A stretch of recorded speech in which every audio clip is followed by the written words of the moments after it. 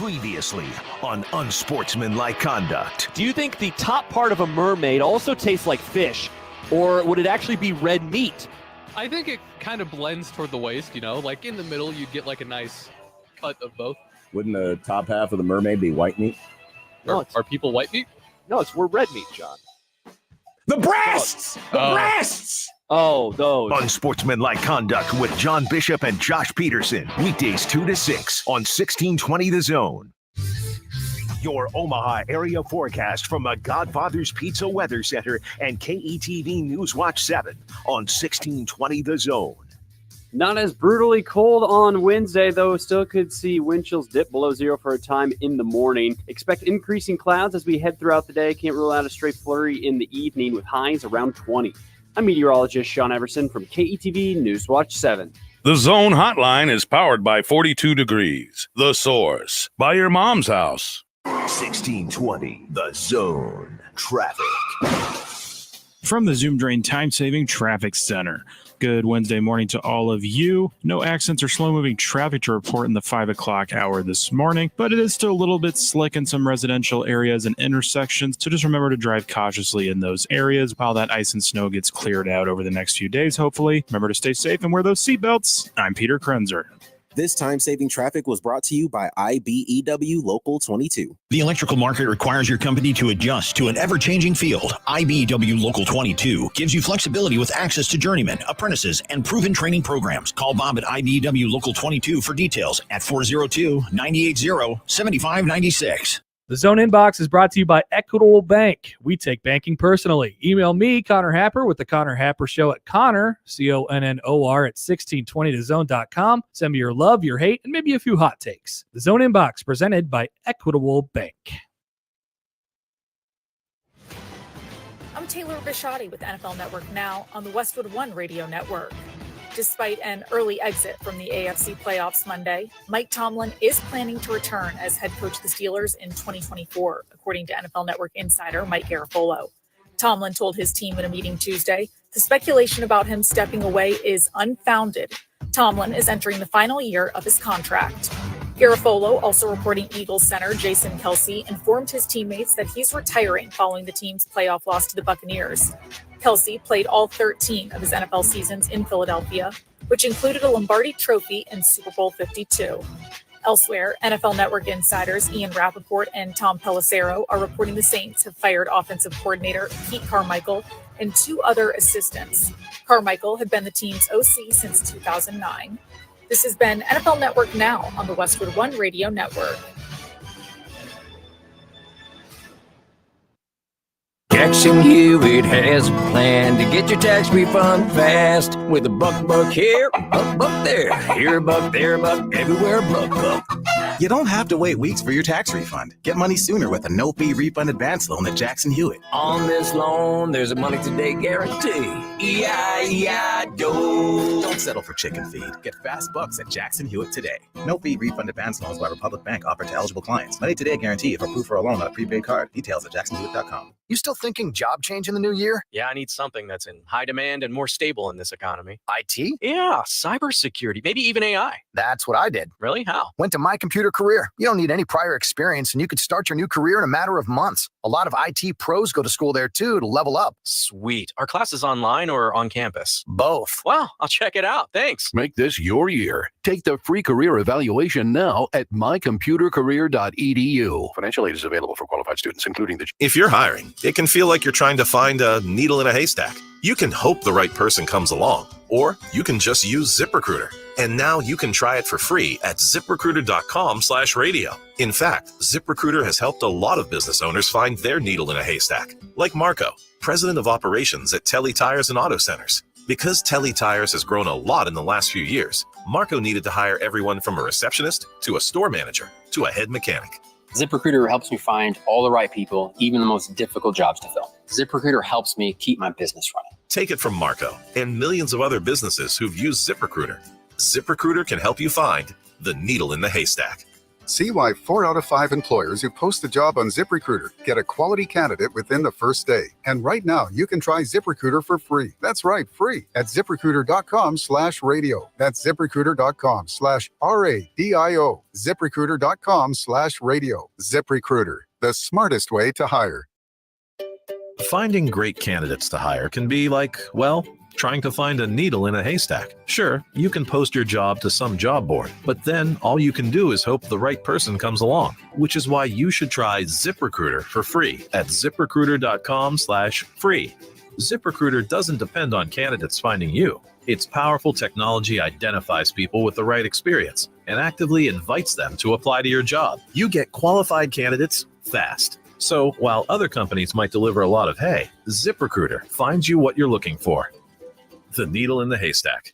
4 out of 5 employers who post a job on ZipRecruiter get a quality candidate through the site within the first day. ZipRecruiter, the smartest way to hire. And right now, you can try ZipRecruiter for free. That's right, free. Just go to this exclusive web address, ZipRecruiter.com/free. That's ZipRecruiter.com/free. ZipRecruiter.com/free.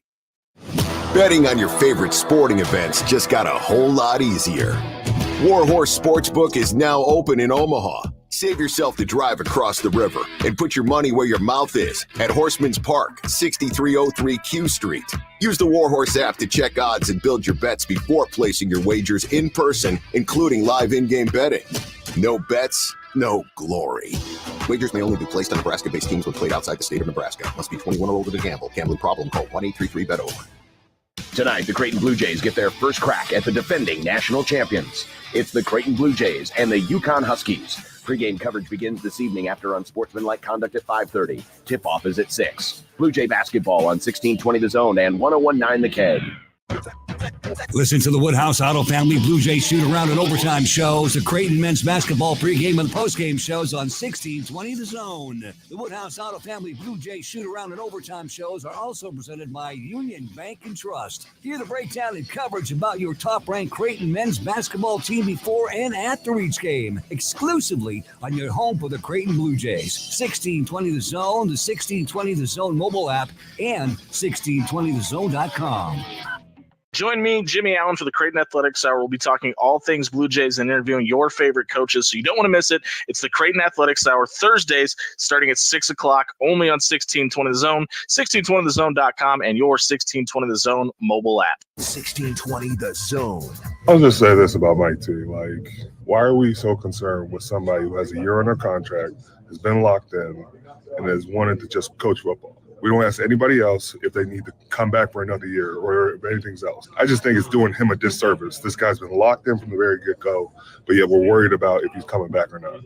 I want to play for Mike T. It was huge in my contract talks. I don't want to play for anybody other than Mike T. You guys understand and see in the way that I talk about how much I respect and appreciate him as a coach, as a man, as a leader. That's my endorsement for him. Jerry, his time, man. He ain't got too many years left in his business. He just trying to. He just want it bad. He just want to ring bad. Jerry addressed us, and it's a message. We got to win. This is Dallas Cowboys, man. We had everything to win, so we can't let this feeling keep going on. So it makes sense. Does that make you sense that there are going to be significant changes around here? No, I just feel like he wants to win right now. The urgency is now. It was always that. We always had that on our shoulders, but he made it clear that was the point. Live from 50th and Capitol Avenue in the Big O. This is Mornings with Sharp and Handley on 1620 The Zone, 1620thezone.com, and 1620 The Zone TV. Now here's Gary, Nick, and Jimmy. Can you dig it? Can you dig it? Can you dig it?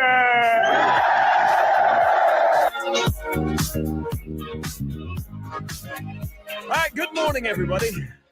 Jerry Jones. We got to respect our elders. So what if you're 81? I know a lot of 81-year-olds that are pretty spry and aren't chasing the bag or a Super Bowl. You could live to your 110. Wow. You could Sister Jean it. Oh, I just saw what you were talking about. Yeah. I haven't even clicked it yet. No, yeah, so we'll get that a little bit later. Good morning, everybody. Welcome in on a Wednesday. Congratulations, State of Nebraska. Can we all give a shout-out, State of Nebraska? Wait. What? Why? Why are we clapping? Because yesterday the entire state got above zero. Yes, on our way. That is true. Oh, okay. Yeah. CWS starts in just a few months. Sure as hell didn't feel like it. Actually, it does. 149 days from now will be the opening game of the College World Series. You got KP on tomorrow. Talk about it. Yeah, I'm okay because you know what? Baseball can wait. Pitchers and catchers are about to report soon. Yeah. And I've gone through almost all my content of watching CubsCon last weekend in Chicago. Yesterday was, I know I'm off. To me, it was the start of March Madness. What a great day for basketball, whether it be high school, whether it be college, whether it be the pros. Yesterday was a fantastic, okay, we're past football. College football has been done for over a week now. The NFL is in a lull until the weekend. What do you got for me, basketball? Yesterday was a great day in basketball, and it's the start of March Madness. If you watched basketball last night, how could you not turn the TV off? You got games in the early window, the mid window, the late window. You got NBA, you got Embiid and Jokic playing, and then you got the Kawhi Leonard is back. It was a great day for basketball, which leads into a great night for basketball. Tonight, double screen, 6 o'clock, East Coasters. 6 o'clock, let's go. Nebraska. I know why you're excited. Yeah. Yeah. Dinner, basketball. Get out early. You probably don't even have a pregame show. We don't. Look it rolls right at pregame shows, actually, on Sports Unlike Home. Your wife's going to benefit from your excitement today. Get under the blanket and watch the basketball. Who is that guy sitting right there? He's all of a sudden in a great mood. He's excited. Yeah. It was a great start to March Madness last night. If you watched some ball, y'all, and now we get Creighton at number 1 UConn as a 5.5-point dog, and Nebraska they got to win the basketball game. Must win, whatever. Nebraska's got to win tonight at Rutgers, where they are a 2.5-point underdog on the road. The Road Warriors that are the Nebraska Cornhuskers going to Piscataway. I'm excited. Hey, you know why I got excited yesterday to kick off March Madness, and then the basketball delivered last night. I mean, we had fracases. We had Nate Oates trying to shoving people. Yeah, we had Hunter Salas was thrown out of the game, and Kevin Keats was. We had fights. We had everything. We had just chaos last night late. I'm pretty sure we had a student section trolling Rick Pitino too. Yeah, I don't know that I would troll him. I know, but with the Omaha's going to get a bad name for giving out COVID. Exactly. We had a super spreader here apparently, and although the only person I know of is Rick Pitino, but as soon as they go to that game, you've got Seton Hall students all wearing masks. But it wasn't all of them. Hey. There were some of them they really taken precaution, or is this a little jab at Rick Pitino? Yeah, St. John players were wearing uniforms and masquerading as basketball players during a 26-0 run that Seton Hall had in that game. Seton Hall's on a heater. They're good. They are on a heater. Yeah. Gonna see them this weekend. Yes, they will. That's where Creighton goes next. But first they go to UConn. You cannot look ahead. Oh, yeah. Plus, last night, to top off everything, we had an epic court storming in the Big Ten. Yes. Matt Painter would have approved of what Penn State fans did last night as Penn State beat Wisconsin. The basketball, as they say, last night was pretty good. We'll see if it is pretty good today. But also on top of that, boys, here's what got me all fired up. So Tim Kruger, who we probably need to get him back on in his regular slot. He put out his bracket yesterday on stadium.com. And, Tim takes it seriously. He puts a lot of effort into it. You got, him and Mike DeCourcy and Joe Lenardi are battling against each other. I like Shelby Mast, who does the brackets for USA Today. Everybody is a bracketologist. I am right now. I think Creighton is a 5. I think Nebraska is a 9. He had his bracket out, and I think he has either Creighton or a 4 or 5. But he has a matchup in Omaha that would make Creighton fans that have tickets to the NCAA tournament very happy. He has Iowa State as a 6 and Nebraska as an 11 playing in Omaha. That'd be amazing. Oh, the Hoiberg Bowl. Hey, for all you Creighton fans that hate Nebraska, you can make some money off Nebraska. That would be the most expensive ticket in the history of that building. Yep. If Nebraska got sent to Omaha. But to add on, he has in a play-in game in Dayton, 16 seed Omaha, 16 seed Western Illinois, who left the Summit League. Yeah. And I think I don't know if they played last night. I think they're still the only unbeaten team in the OVC. Oh, wouldn't you guys just want to play that in Macomb? Come on. I've been to Dayton. Dayton's not bad. That's a nice arena. In Dayton. So you mentioned I'd go anywhere. Well, okay, and that was going to be my question. You said you'd assume not to go to Omaha, but what about a playing game in Dayton? Would that do something for you? Anything in the NCAA. I mean, I get it. Yes. Anything would. Could get them 2 games. But as far as like all the different destinations you go to, would Dayton be okay? Omaha winning an NCAA tournament game before Nebraska. What would that do? 9-5-1-16-20. Okay, so we had this conversation. I think it was one of the days you were gone before break. I think it was either before break or after break. And we were talking about, all right, if the early projections were coming out, Nebraska was listed in some of the 11 seed play-in games. And you probably remember this, Jimmy. Someone had emailed and said, if Nebraska were to win a play-in game, it wouldn't count. Oh, it counts. And so I think counts. It's an NCAA game. I agree. And I think of a team like was that like when Schreiner Omaha. got triggered? I think so. Yeah, he was. Yeah, of course he was right to get triggered. And somebody came after us said that's no, you're going all participation medal on it. I'm like, I don't really see it that way. 68 teams, you're part of the 68. What happens and if you win a game win? Amongst the 68, then that's an NCAA tournament win. Is that still a thing? What's people are like, one person you was. win in Dayton, and have you not seen the teams that have won in Dayton? Maybe in like an 11-11 game, make a run. I remember VCU make a run. A Shaka Smart VCU, Syracuse. Yep. North Dakota State won a game in the play-in, and they still promote it, and I'm okay with it. And I would think Omaha, you would have a banner that says, well, not only NCAA tournament appearance, but if you have a win, you're claiming that as a victory. Just like even if it did fall to Nebraska where they were in a play-in game and they won, you would count that. Yeah. I have no problem doing that whatsoever. But especially for a 16, like whoever wins the Summit League, hopefully it is Omaha. Are we all watching basketball that night? And they have the music and everything? I mean, yeah. Then it counts. Yeah.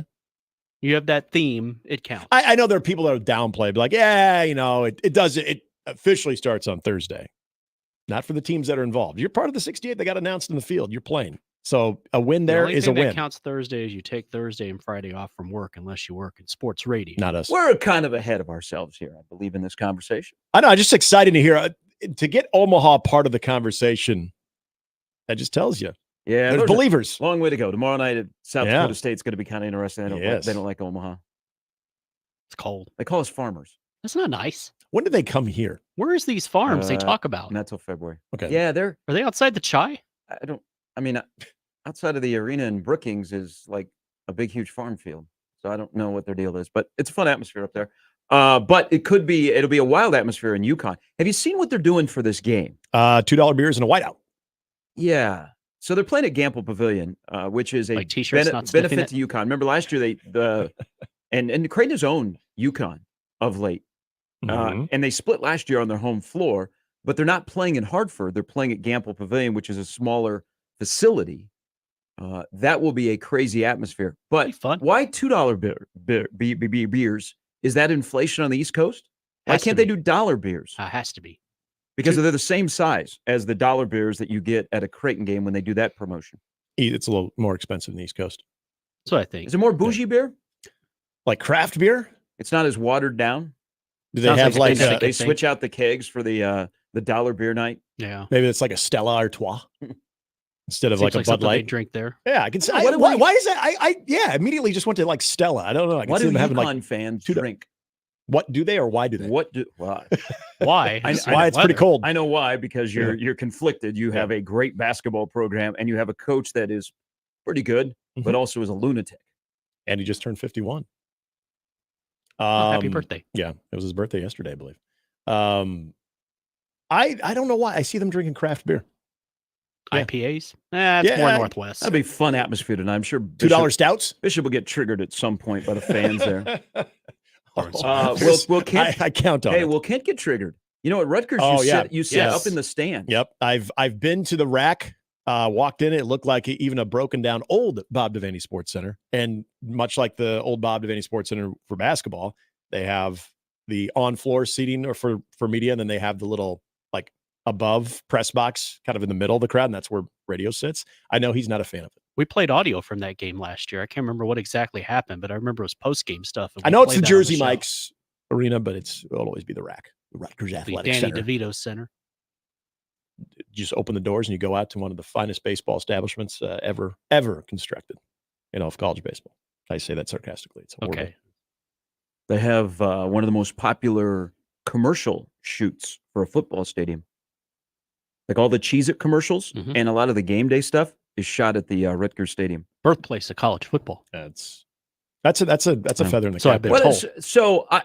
Nebraska has to win tonight. Yes. Okay, they're an underdog, a slight underdog. They're at Rutgers. Rutgers is in a weird spot. Like I like Steve Peichel a lot, and last year things went a little south. They lost two of their top players, which one of them is going to be playing against Creighton tonight, and Spencer at guard. They I don't know, man. They're barely in the top 100 in the net rankings, and they're going to play an ugly style. And that game will not be very appealing. If it's appealing, then I think it's a benefit of Nebraska. But I think it'll be a downright dirty, blue collar basketball game. But that is don't tiptoe through the tulips here. That's a must win for Nebraska. If you're looking at their NCAA resume, because now they sit outside of the top 40 in the net rankings. And there's still a lot of time to go, but you want to make sure that you take care of yourself on the back end. So when you get to the front part of end of February, March, you can, kind of dictate where you're going. Nebraska has to win tonight. They just have to win on the road at a place where they're a better team, but they're not a better team when it goes on the road, and winning on the road is difficult. Ask Wisconsin. Yep. I mean, only Purdue goes into Indiana and blows out the Hoosiers, which, boy, hey, that win looks good for Nebraska. Yes, it does. That St. John's win for Creighton Kansas last night doesn't look Kansas so good. State last night, winning that against Baylor. That also looks good for Nebraska. This thing, it ought to be it should be a rock fight. And I say that actually in a way that I think plays into Nebraska's favor, because the one thing that we know the Rutgers does not do offensively, they don't shoot the three well. And the one thing that Nebraska has not done well on the road is defend the three. So there's that part of the matchup. And kind of going back to something you bring up, if this game is more aesthetically pleasing to the eye. Yeah, I'm not expecting, if this game somehow gets in the 80s, that Rutgers is setting that pace. And that's the type of game that this could be really good for Nebraska, because you're trying to exercise some road demons against the Big Ten or Big Ten opponents. I get that. But I mentioned this yesterday, like on, what was yesterday? February 16th or January 16th. You hate to put so much emphasis on one game as a must win, especially, with what Nebraska has done in the last week, taking the balance of the victory over Purdue, but also the bad loss against Iowa. But yeah, I mean, that resume, if you start diminishing what you did at home against Purdue, you can't afford that, because that's what this game is to me tonight. The loss on the road to Iowa, and then if you lose to Rutgers on the road, well, that takes a lot of that. It takes a lot of that. I think Iowa might be starting to put themselves in a good spot.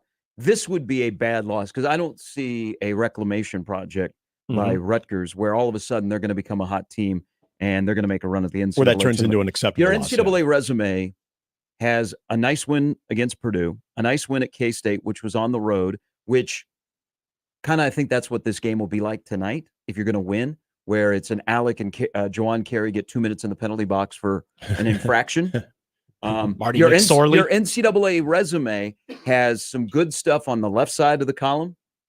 You are trying to avoid bad stuff on the right, and that's what tonight is. So it can be must win. It can be the biggest game of the year because it's the next game. I don't care. Nebraska has to find a way to win tonight's game, because then you come back home and they're having a huge celebration on Saturday against Northwestern. They got over 200 alumni coming back, and the GOAT Danny Nee is coming back. I'm sure that'll make some people upset.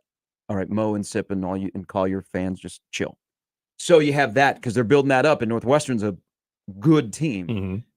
You can't have a bad taste in your mouth. So you have to take care of business tonight. Now, I wonder, Creighton has never beaten a number one team, and UConn's in a prove it mode tonight. I think this is a UConn night tonight. If you look at UConn's resume, and they're number one in a college basketball season where there's no dominant team. That's why March Madness could be really, really interesting, but maybe even more so Selection Sunday, where everybody's going to fall. So I don't, UConn, I was at the UConn KU game. UConn's good, but UConn's resume is lacking some stuff. There isn't there isn't a lot of juiciness on there. Yeah, a The victory Indiana- in Lawrence would have been a huge one. Indiana, the Gonzaga. I mean, I don't know.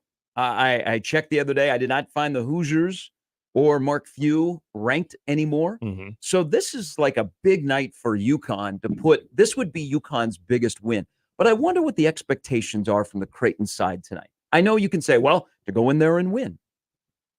Is it to be competitive and keep this game close and give yourself a chance at the end? Or is it, man, just don't let yourself get buried? Because I have no idea what the Creighton team's going to show up. That's the thing. Yeah, me either. Yeah, I would like to think Creighton's in a place right now where they've done this enough, especially with their history against UConn, that would be the expectation of being able to go in and be able.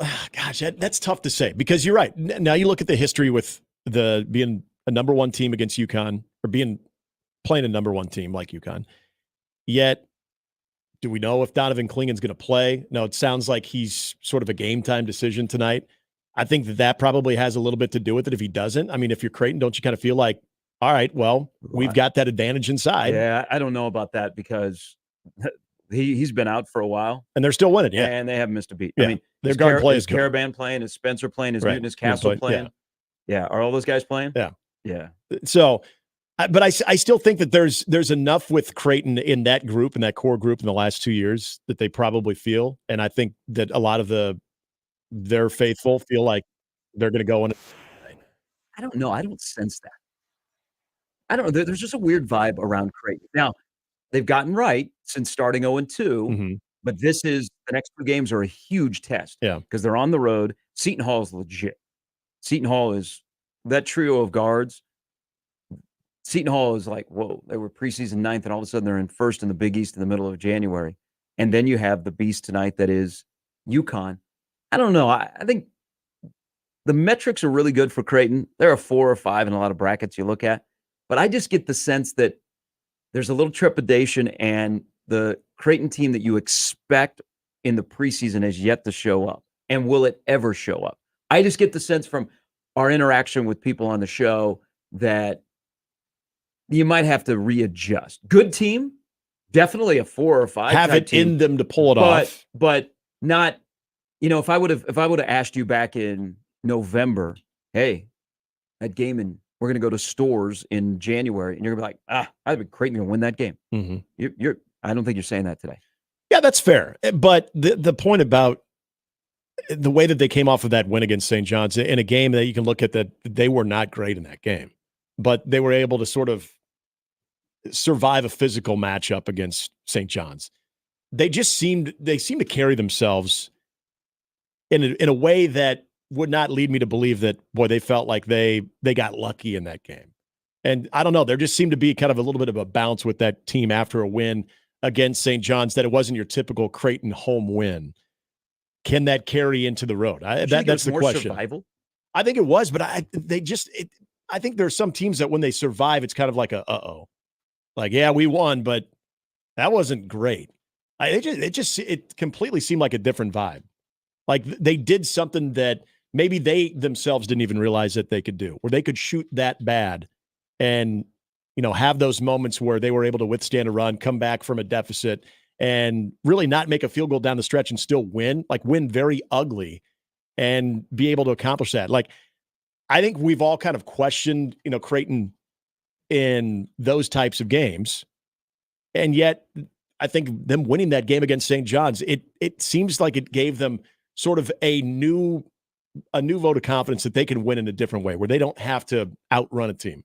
And if you can do that on the road, and we know that Creighton defensively is more than capable, I think that's what it showed on Saturday is, okay, even if the shots aren't falling, we can be good enough defensively that we can get ourselves back in, and those shots will eventually fall when they need to or in key stretches.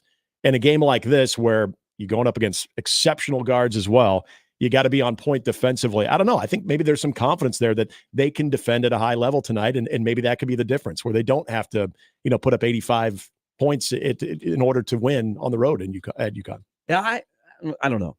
This game's about UConn. This is a UConn prove it game. Because again, that resume isn't real sexy. They're number one because where they started and they've hung around and they haven't taken any bad L's. But I look at the resume and I'm like, okay, you got great talent. I liked what I went toe to toe with KU and Allen Fieldhouse back in December, but they don't have that significant win. So tonight's a prove it game for UConn, which may actually benefit Creighton. A place will be jacked up. They'll be hammered. I mean, it's a pretty good atmosphere, and also they don't like Creighton. Yeah, they don't like Creighton, and it's two of the premier teams in the Big East. This is where I think that game comes down to, because we'll talk to Matt DeMarinis coming up at 8 from White Blue Review. Is there's so many matchups within the matchups, like Caravan, if Creighton goes or UConn goes small ball 5, if he plays the 5, how does Creighton adjust? How many touches does Kalkbrenner get? This game may simply come down to Mac has to outcoach Danny Hurley. Yeah, that's fair. I like and again, this is where you kind of put your confidence in from a personnel standpoint that Creighton is able to do that. Able to match up. Again, I go back to how they defend the guards, like Cam Spencer and Tristan Newton. Looking at how Stephen Ashworth is able to defend, but more importantly, how's Trey Alexander able to defend? And then you bring up if they decide to go small, are you able to sort of lure Ryan Kalkbrenner out of the paint a little bit and take away what has been a huge advantage for Creighton too? It could be very interesting to see how they want to go about that, especially learning how to play without Klingon. And if Klingon plays, which again, based on what Hurley said, it's a game time decision. I think he went back-to-back days workouts for the first time and is actually trending in the right direction. So if he doesn't play tonight, they expect him to be available this weekend. So then there's that part of the equation that you throw in too of what Klingon's presence would be. I wouldn't assume he would have heavy minutes, but even if he has some presence tonight, that's obviously a huge boost for UConn and what they're going to do. We do get, though, on television tonight, because of the weather in the South, Tim Brando can't make it, so it's going to be Brando and Raftery. We get John Fanta on the call. All right, John. John gets Raftery. Yeah, so Brando could make it. I wonder if he'll still take a selfie. Yeah. Or he's prominently featured within it. Did you guys see Fanta was doing he was going to do a Creighton game on the radio for us? Really? Yeah. Yeah, Fanta was on the list when we got from Glenn Sisk. Said John Fanta, and I think it might have been Rob Sims. I'm like, really? John Fanta just must be in town? Sims. Must be in town or something that weekend. And they're like, hey, John, you want to do a part of the radio broadcast? So he used to, before he became big time, he was doing Big East Digital Network. Yep. So he would roll through Omaha. We need to, next time he's in Omaha, we'll get him back in the studio. He came in studio last year, 2 years ago. I mean, I will say we found him. We're the first to put John Fanta on. I saw him on I was like, the Seton Hall game last night. And you know where I saw him? Is he was cutting a thing like a preview for Big East Digital Network in a snowstorm, and he fell. That was the big. And I'm like, let's get this guy on. Yeah. And so he was on, and he became a regular guest. We haven't had him on in a while, but the last time he was in Omaha, he came in studio. He owned Hung it out too for a while. Yeah, that was a viral moment too. Everyone's like, who is this guy? And look at him now. Turned on your TV last night. Big Seton Hall St. John's matchup. There's John Fanta. All right. Matt DeMarinis coming up at 8. More on the matchup tonight between Creighton and UConn, which you'll hear here on the Zone. 5:30 pregame show? Yes. 6 o'clock with the tip. And then, of course, the postgame show afterwards. Joe Arruda, who covers UConn. He'll join us at 9. And then Brandon Vogel stops by at 9:40 to discuss what's the difference between having a first name Glenn if you spell it with one N or two. Success. And I'm not going to say which one is the correct spelling. How do you determine if you're a Glenn, if you go one N or two? So Glenn Thomas, the new quarterback coach, worst kept secret in GBR land, he is on the staff. They haven't made it official. There's not been a Keith Mann email. But how do you determine if you're a Glenn, if you get the double N or the single N? By height. No, I don't know. Are you projected to be a very tall person? Glenn Robinson double was N. one N. Yeah, that's true.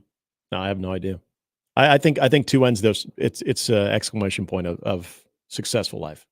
I'm just asking for parents. Yeah. Like if you want to name your boy Glenn, yeah. How do you determine if we're going to go double N or N? I think you go with the trends. You see, like, okay, what's popular these days? If I'm going to name my son Glenn, is one N more popular these days? You know what? I'm going to go back. I'll go old school and go two N's. If two N's is the way to go, then maybe I think you always want to be different, don't you? They're probably trendy. You probably add an extra E or something. Yeah. On paper, thoughts. On paper, this hire, thoughts. Go. I like it. Oh, I thought we were still talking about how to spell Glenn. I'm really thinking. No, Glenn. I like it. Looked at a lot of and I kind of did this last night, just going back to all of the quarterbacks that he's had a chance to develop, and even having a time with Matt Ryan where he was very consistent. Other than his 2018 season, those you could make the case that those were three of probably his most successful years as far as numbers.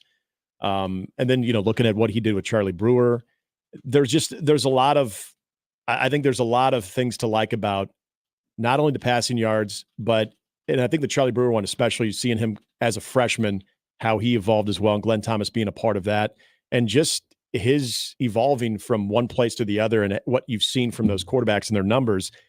A lot of good things to like about how those guys have performed, whether they were playing for a team that had very few wins or teams that eventually won a lot of games.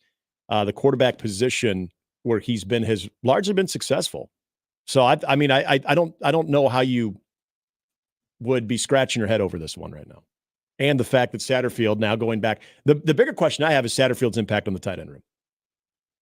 That's where I'm probably more curious about this than anything. Why?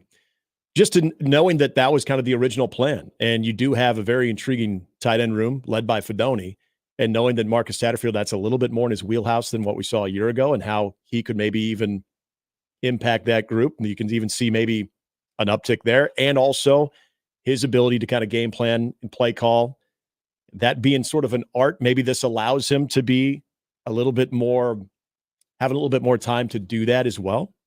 I don't know. I think what it allows Marcus Satterfield to potentially, I won't say will, but potentially do, and just given Glenn Thomas's track record with the quarterbacks that he's had a chance to work with, I think it's a win-win for sure.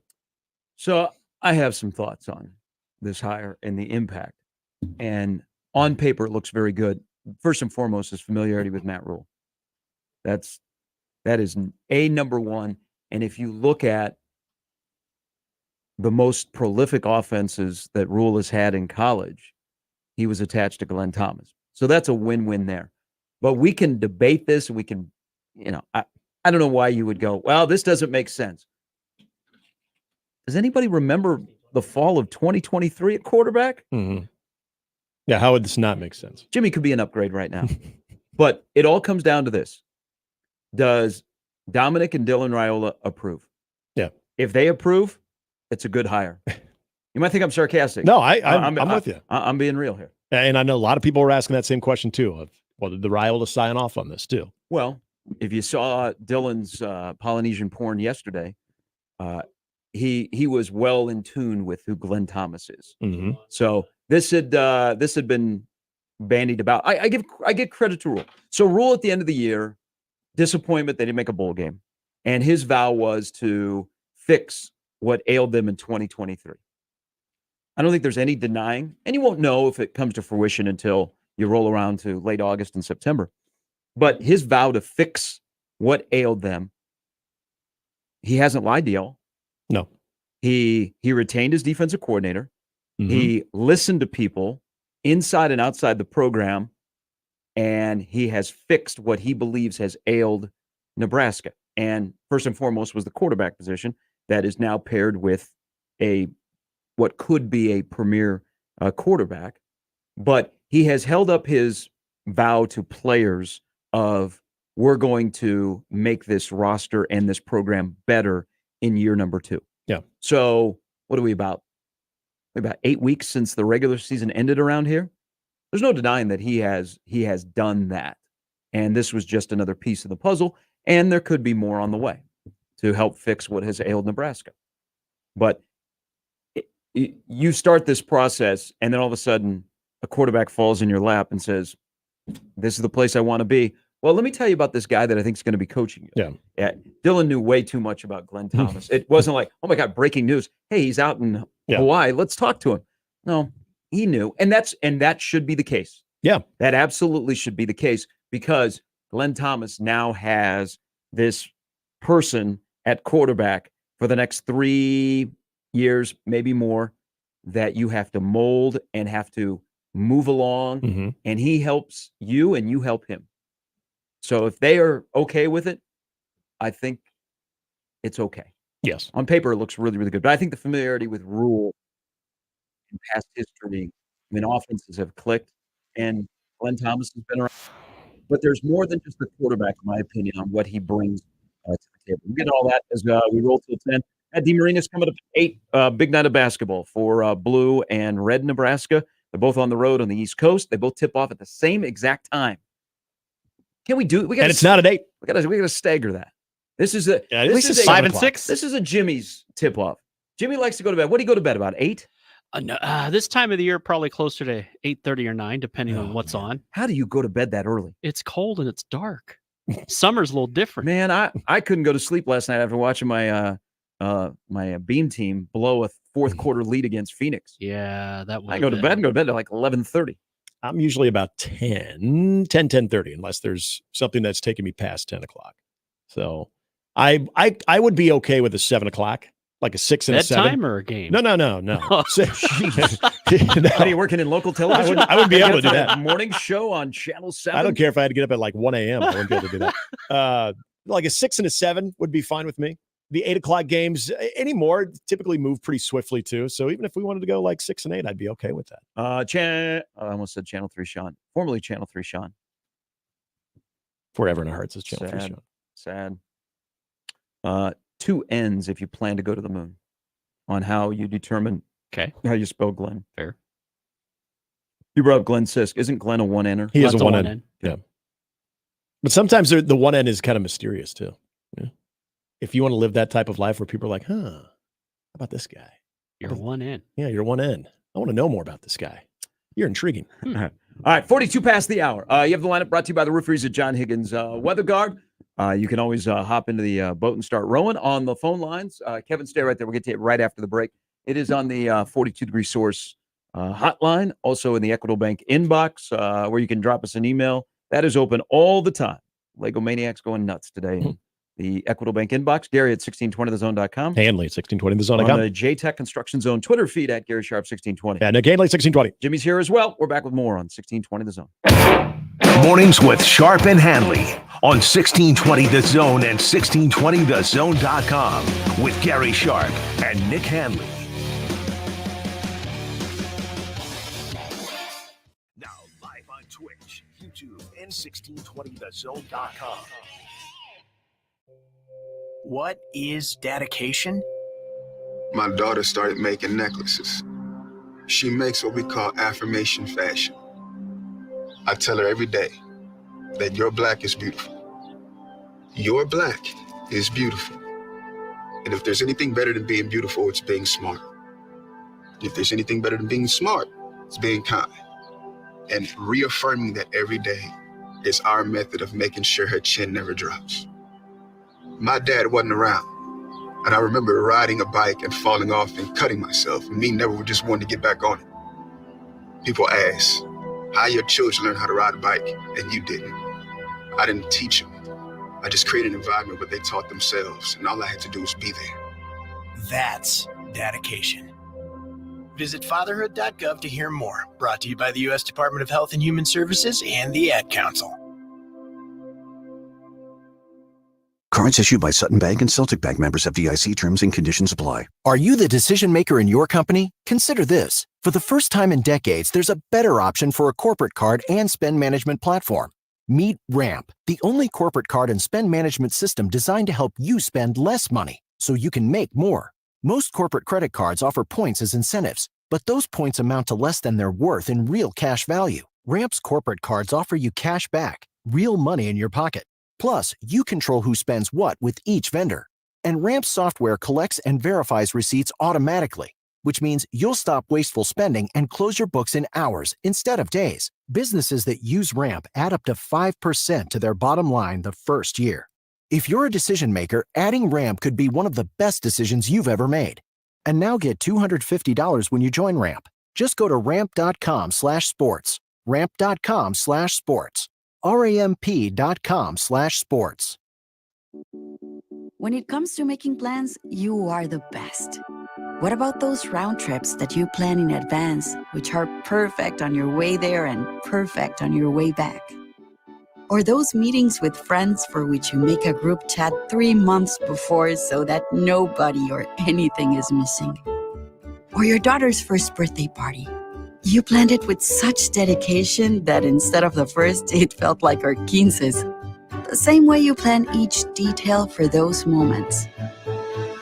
Start planning to protect you and your loved ones from a natural disaster. Sign up for local weather and emergency alerts. Prepare an emergency kit and make a family communications plan. Protecting your family is the best plan you can make. Get started at ready.gov/plan. Brought to you by FEMA and the Ad Council. Prescriptions require an online consultation with a healthcare provider who will determine if appropriate. Restrictions apply. See website for details and important safety information. Subscription required. Price varies based on product and subscription plan. Hey guys, did you know there's a generic form of Viagra that works just the same, but is 95% cheaper? And you can get it online? Just go to hims.com/radio. Through Hims, you'll get a free medical consultation, discreet shipping if prescribed, a 100% online process, and trusted generic alternatives to the name brands at up to 95% off. That's right. Get generic for Viagra, the same active ingredient as brand name Viagra, but for 95% less. It's the same medication, still prescribed by a licensed medical provider, but with zero copay, no expensive appointments, and no awkward face-to-face conversations. To start your free online visit, you need to go to this exclusive address, hims.com/radio. That's hims.com/radio for your free online visit. HIMS.com/RADIO. And we're back. Mornings with Sharp and Handley. Here's Gary, Nick, and Jimmy on 1620 The Zone.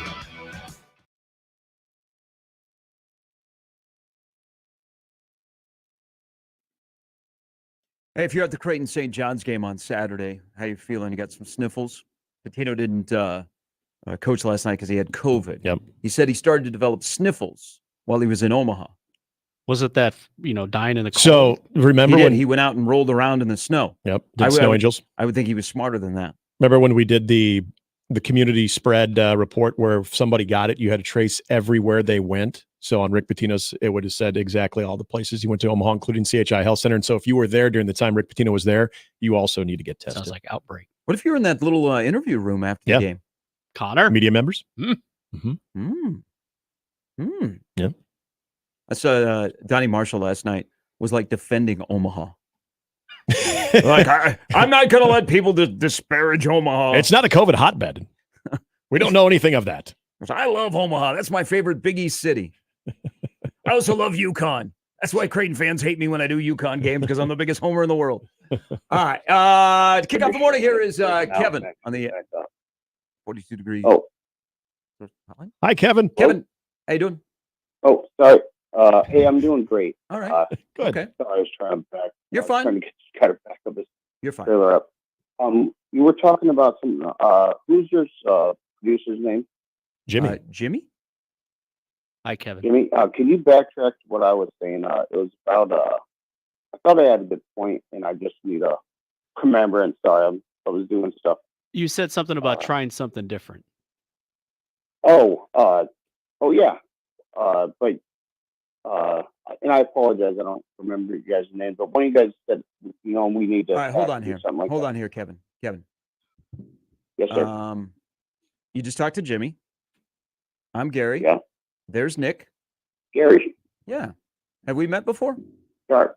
Yeah. Yeah, you're that good-looking white guy, right? Many would agree. Yeah. Why? Thank you.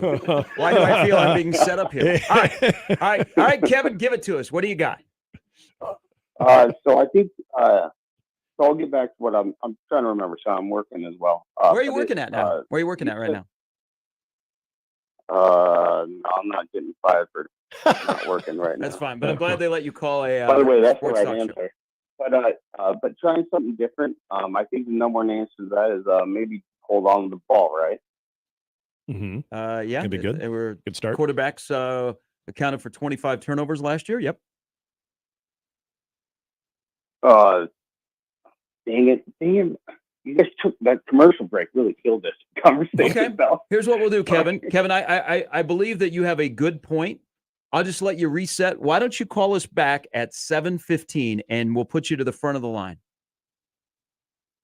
Maybe write down what you're right. Maybe like I'm busy at 7:15. Okay. At 7:13, I'm got a clear time frame. Okay, 7:13. I want to see the phone ring, and it's going to be Kevin. All right. All right. What's the number? 402-951-1620. All right, fellas.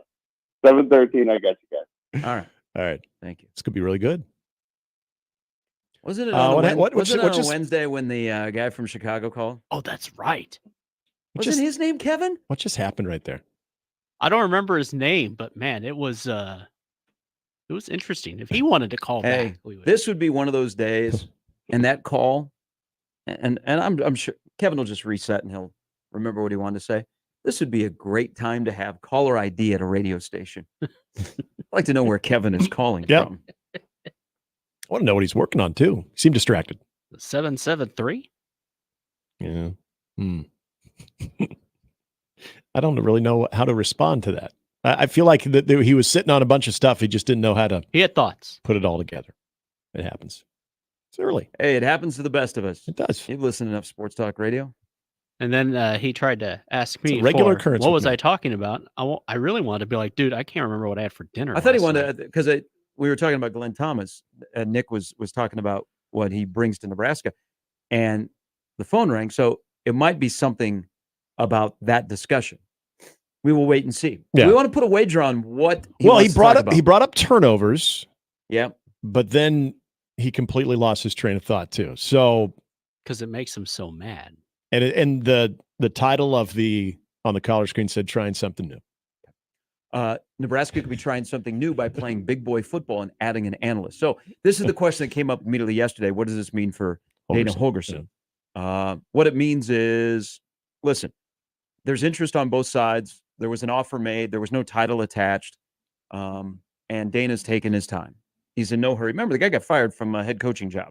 So it's not like he's going to walk out the door in Houston and walk into the office in Lincoln and go, hey, here we go. So they're, him and Rule have known each other for a long time, and they've been talking for a while. I mean, I think, did it come out yesterday? Eventually will. Thomas have been conversing for a while. So it's not like, hey, yeah, we need a quarterback. No. He immediately started to address this. So he's known Holgorsen for a long time, pre-Nebraska. So they've been talking. There is interest on both sides. Probably the timeline is still, I would say, less than a month away from a decision being made. But I think there's genuine interest. It doesn't affect what happened yesterday. It affects Holgorsen being with the staff or not. It's kind of the ball is in his court. So, like Nebraska wants him. If he wants to play a role in Nebraska football, whatever that role may be, they'd love to have him. And if they do, remember, one of the things that Rule has said publicly, without throwing Satterfield under the bus and kicking him to the tight end spot where he's been before, is our creativity on offense has to improve. So the more creative minds you have in that room, the better. We're going to focus a lot on Glenn Thomas and what he does with quarterbacks, and whether it be Matt Ryan in the NFL or P.J. Walker at Temple or what he did with Charlie Brewer at Baylor. Focus on what he has done as a quarterback coach, but with an offensive mind that will have a voice, may not have a title, but will have a voice in designing game plans. The running game usually has been pretty good when Glenn Thomas is attached to Matt Ryan. It's just kind of a subtle thing of, hey, I know I coach quarterbacks, but I think we can do this. So they are collecting more creative minds in the offensive room to pair with Satterfield, who keeps the job as OC. But I think there will be more voices involved in setting up the game plan. And that was one of the things last night that I kind of noticed too, and I was kind of more focused on the quarterback development part of it. But the more you kind of looked at his background too, and even when he was an OC at UNLV, they were able to do some really good things on the ground. Arizona State also had very good individual effort that year too when he was overseeing the offense as well. So it's not just the quarterback position too. But in, with what Nebraska is still trying to maintain with the running game, where this offense, I think we all know, given the fact that you're going to have a quarterback, that you want to be more of a quarterback and less of just an alternative running back. It's going to look different with the downfield passing game, and it needs to. But also understanding that it is important to have that element of running the football too. I think it's something that was probably initially not talked about enough was Glenn Thomas in just that experience when it comes to the running game and what he's done as an OC and not just a developing quarterback. So look at what Nebraska has in that room. Not saying that he's going to be overseeing running backs or he's going to have a strong hand in what they're doing, but you're right. I mean, having another voice and trying to add to that word, that creativity word there too. I think it goes goes beyond just being able to develop Dylan Raiola and Danny Kaelin and that quarterback room and get those guys where, especially Dylan Raiola, right out of the gate to get him where this team needs him. All right, coming up after the top of the hour, Jimmy's got an update. Also, local news strikes again, and Kevin's going to call back. That's all to look forward to. Matt DeMarinis from White Blue Review coming up at 8. Look forward to talking to Matty, who had a good weekend. Did you guys know he's a Texan fan?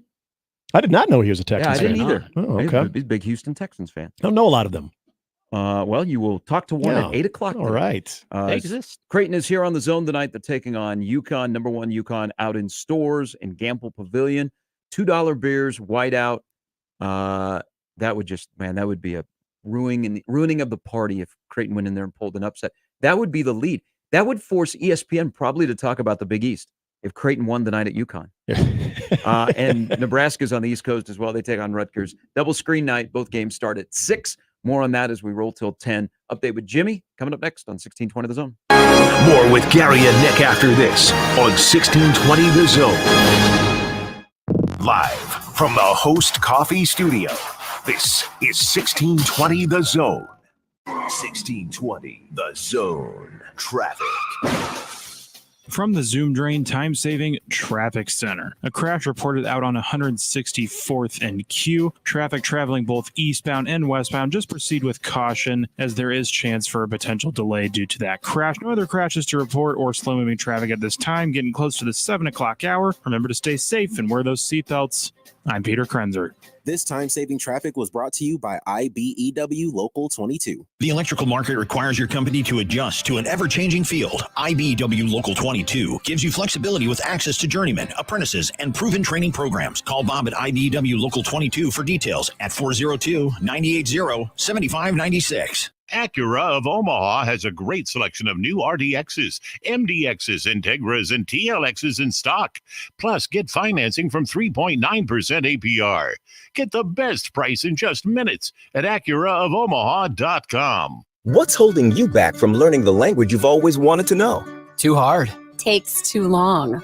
Not with Babbel. Babbel's lessons take just 15 minutes a day. 15 minutes isn't long. Nope, and they're fun. So you don't realize you're learning a language, but you are. In 3 weeks, you're able to start having conversations. And Babbel's lessons are built around real life. And with Babbel, it isn't hard. It's perfect. Start learning a new language today. Go to Babbel.com. That's BABBEL.com. Get deals on what you need during MVP's bonus days at Lowe's. Right now, save $20 on select 5-gallon ceiling paint or primer by HGTV Home by Sherwin-Williams. Plus, get 15% off and earn 3 times bonus points when you buy 4 or more Purdy products. Because Lowe's knows savings. Lowe's knows pros. Selection varies by location while supplies last. Discount taken in time of purchase. See sales associate for details. Bonus points calculated before taxes and fees after applicable discounts at venue. Valid 1/15 through 1/26. Subject to change. Hey fans, looking for the best seats without the hidden fees? Then you need to check out Tickets for Less. Whether it's Creighton games, Husker matchups, or big-time concerts and events, they've got you covered, all with no service fees. Now, you ready to score a deal? Use the code THEZONE at ticketsforless.com and save on your next event. You prefer to go mobile? Grab the free Tickets for Less app and shop with ease. Every seat holds a story, so find yours and save when you use the promo code THEZONE at ticketsforless.com and the Tickets for Less app today. I'm Rick Betker from Omaha Car Care. We want to thank all our friends and clients who made 2023 a great year. And we hope you can help us spread joy to others. From now through January, we're hosting a boot drive for the kids of the Q school system. At this time of year, they could really use some warm boots. So if you could bring your new or gently used boots to any of our 4 locations, we'll make sure they get to kids in need. Thanks from Omaha Car Care. Is debt stressing you out and keeping you from enjoying your life? Now you can say goodbye to debt with accelerated debt settlement. With accelerated debt settlement, in as little as 7 months, your debt can be cut by an incredible 60 to 100%. Call 1-866-379-2755 to find out how. Most settlement groups drag out negotiations for years, but accelerated debt settlement will have your debts cut 60, 80, even 100% in as little as 7 months. Plus, you'll save thousands of dollars in interest. It's not a dream. It's what accelerated debt settlement delivers. Our legal team and debt negotiators have helped thousands of people get free of debt. I saved more than half of what I owed. I was amazed and so relieved. No more endless payments, no more high interest rates, just complete financial freedom. Call us at 1-866-379-2755. That's 1-866-379-2755. And let's work together to secure your financial future today. Call Accelerated Debt Settlement at 1-866-379-2755. Tickets for less. Best seats, best prices, no service fees. Shop ticketsforless.com. KOZN Bellevue, Omaha, Council Bluffs. This is 1620 The Zone. Now back to mornings with Sharp and Handley on 1620 The Zone. Creighton and UConn tonight in stores at 6. John will get you started with the pregame at 5:30 on The Zone and the Keg. Nebraska ball, Rutgers and Piscataway also at 6. Love the early games. Love them. Nebraska women's basketball signee and Elkhorn North's Britt Prince was named one of the top 25 players in the nation when she was included on the Jersey Mikes. What don't they do? Naismith Trophy girls high school midseason team. She was a Gatorade and Max Prep Player of the Year last year in Nebraska after averaging 24 points, 9 rebounds, 6 assists. She had 59% of her shots from the floor, including 46% of her three-pointers and 92% of her free throws. Basically, what we're trying to say is she's good at basketball. She has led Elkhorn North to 3 consecutive Class B state championships and was a 2023 Adidas All-American. Wow.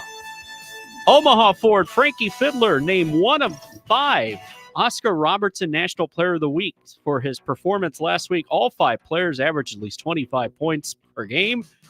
The Bellevue West grad fit the category as he averaged just 32 points and 10 rebounds and 4 assists in wins over North Dakota and North Dakota State. He also hit 26 of 29 free throws in those wins. Got to make free throws, kids, including hitting 18 against North Dakota, which tied a program record for most free throws made in the game. Fiddler's 34-point, 12-rebound effort against NDSU helped Omaha move into a tie in the Summit League standings. Love positive content. Big game tomorrow night against That was good. I like that. Sorry. Anytime you can get in a little blood sport sound drop there. Hey, it's William Kyle, who I really think should transfer after this year from South Dakota State. He's a human jumping jack. I like that. Yes. So you got 2 Bell West guys to be on the floor tomorrow night. Mm-hmm. A human jumping jack. You use that in the He's legit. broadcast. I loved him in high school. It came down to South Dakota State and Omaha and ended up in Brookings. Hey, you mentioned Tim Kruger's bracketology, by the way.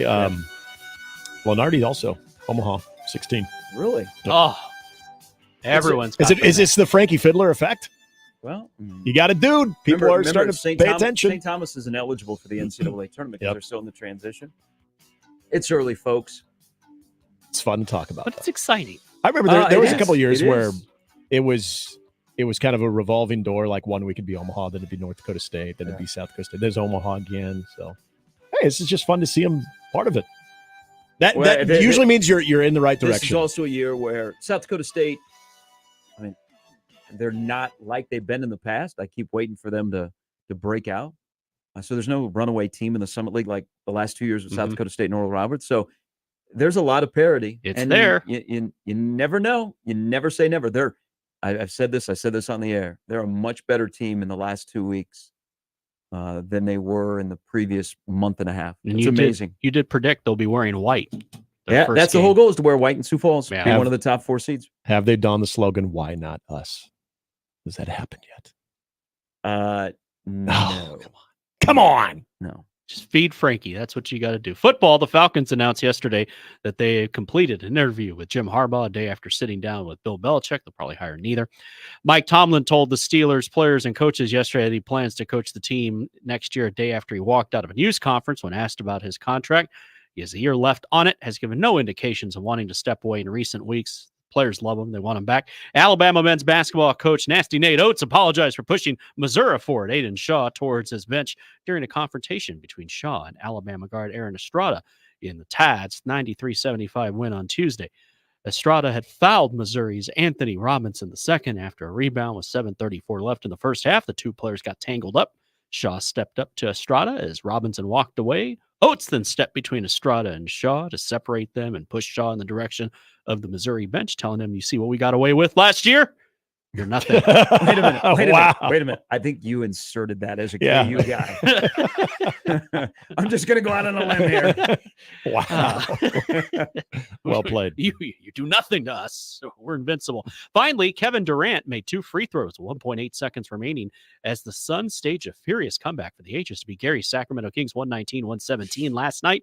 Grayson Allen tied a franchise record. So they started the fourth quarter and they put Durant at the 5.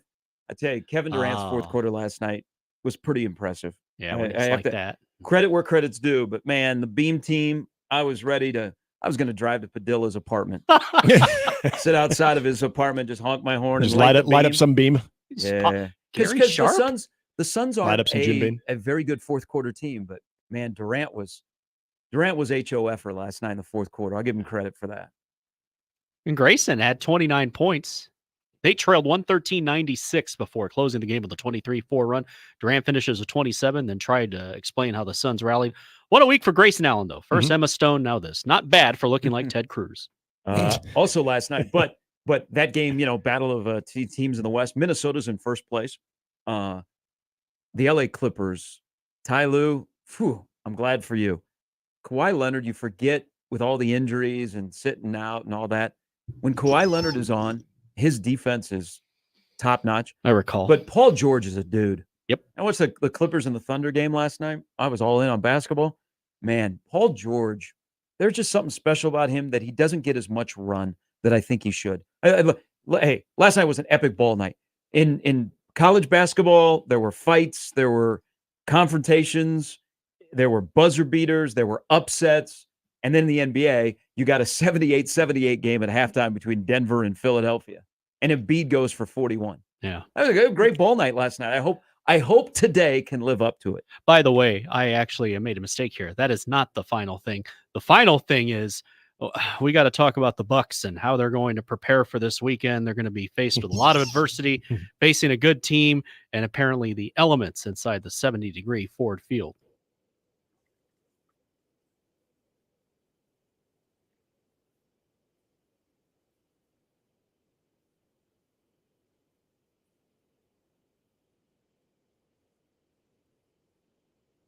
Right.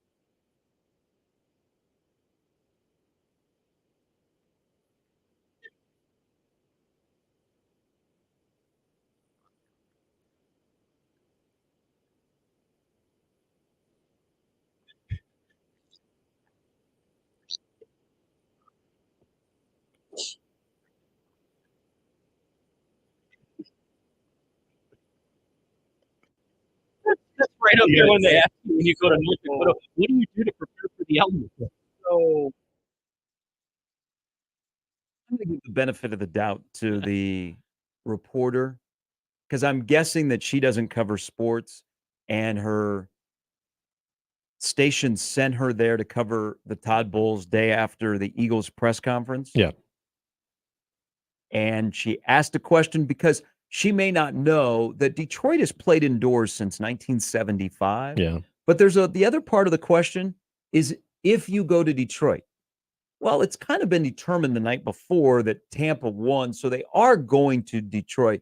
I thought Todd Bowles handled that well. He did. I feel bad for the reporter because she probably doesn't cover sports, and she was sent there, so she's there, and let's ask a question, and she's gonna have that out there now for Yes. a long time, and she'll be like the young broadcaster was doing highlights.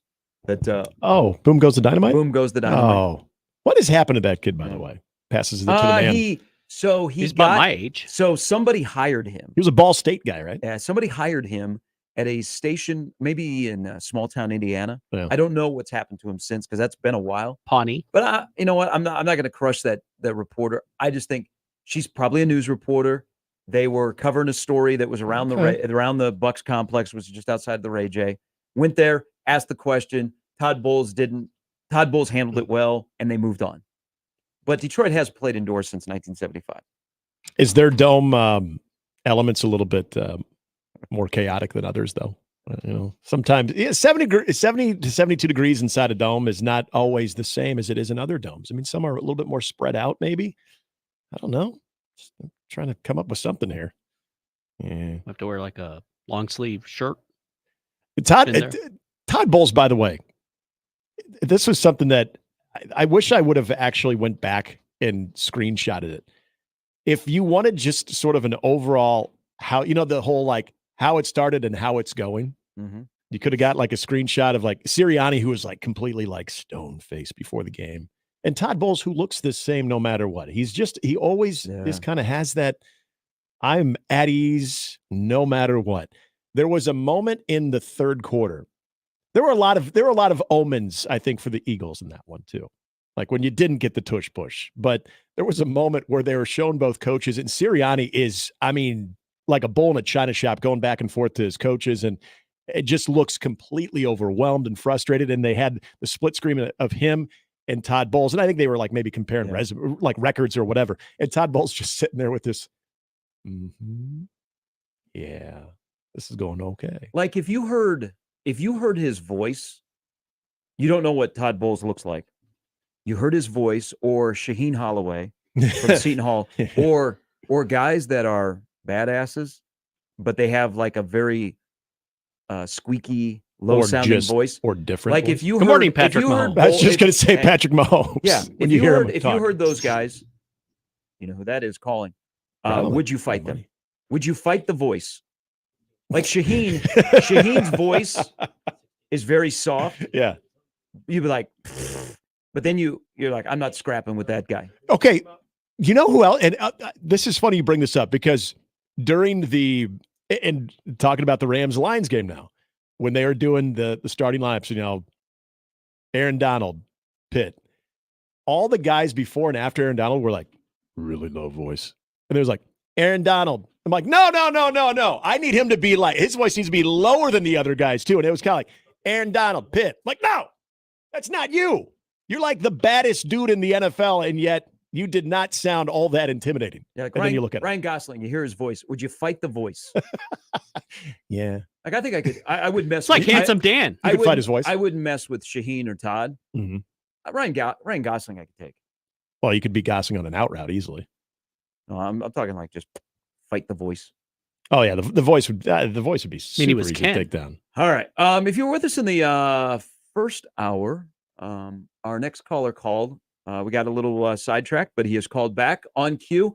First of all, thank you, Kevin. I said call back at 7:30. You called back at 7:30 or 7:13.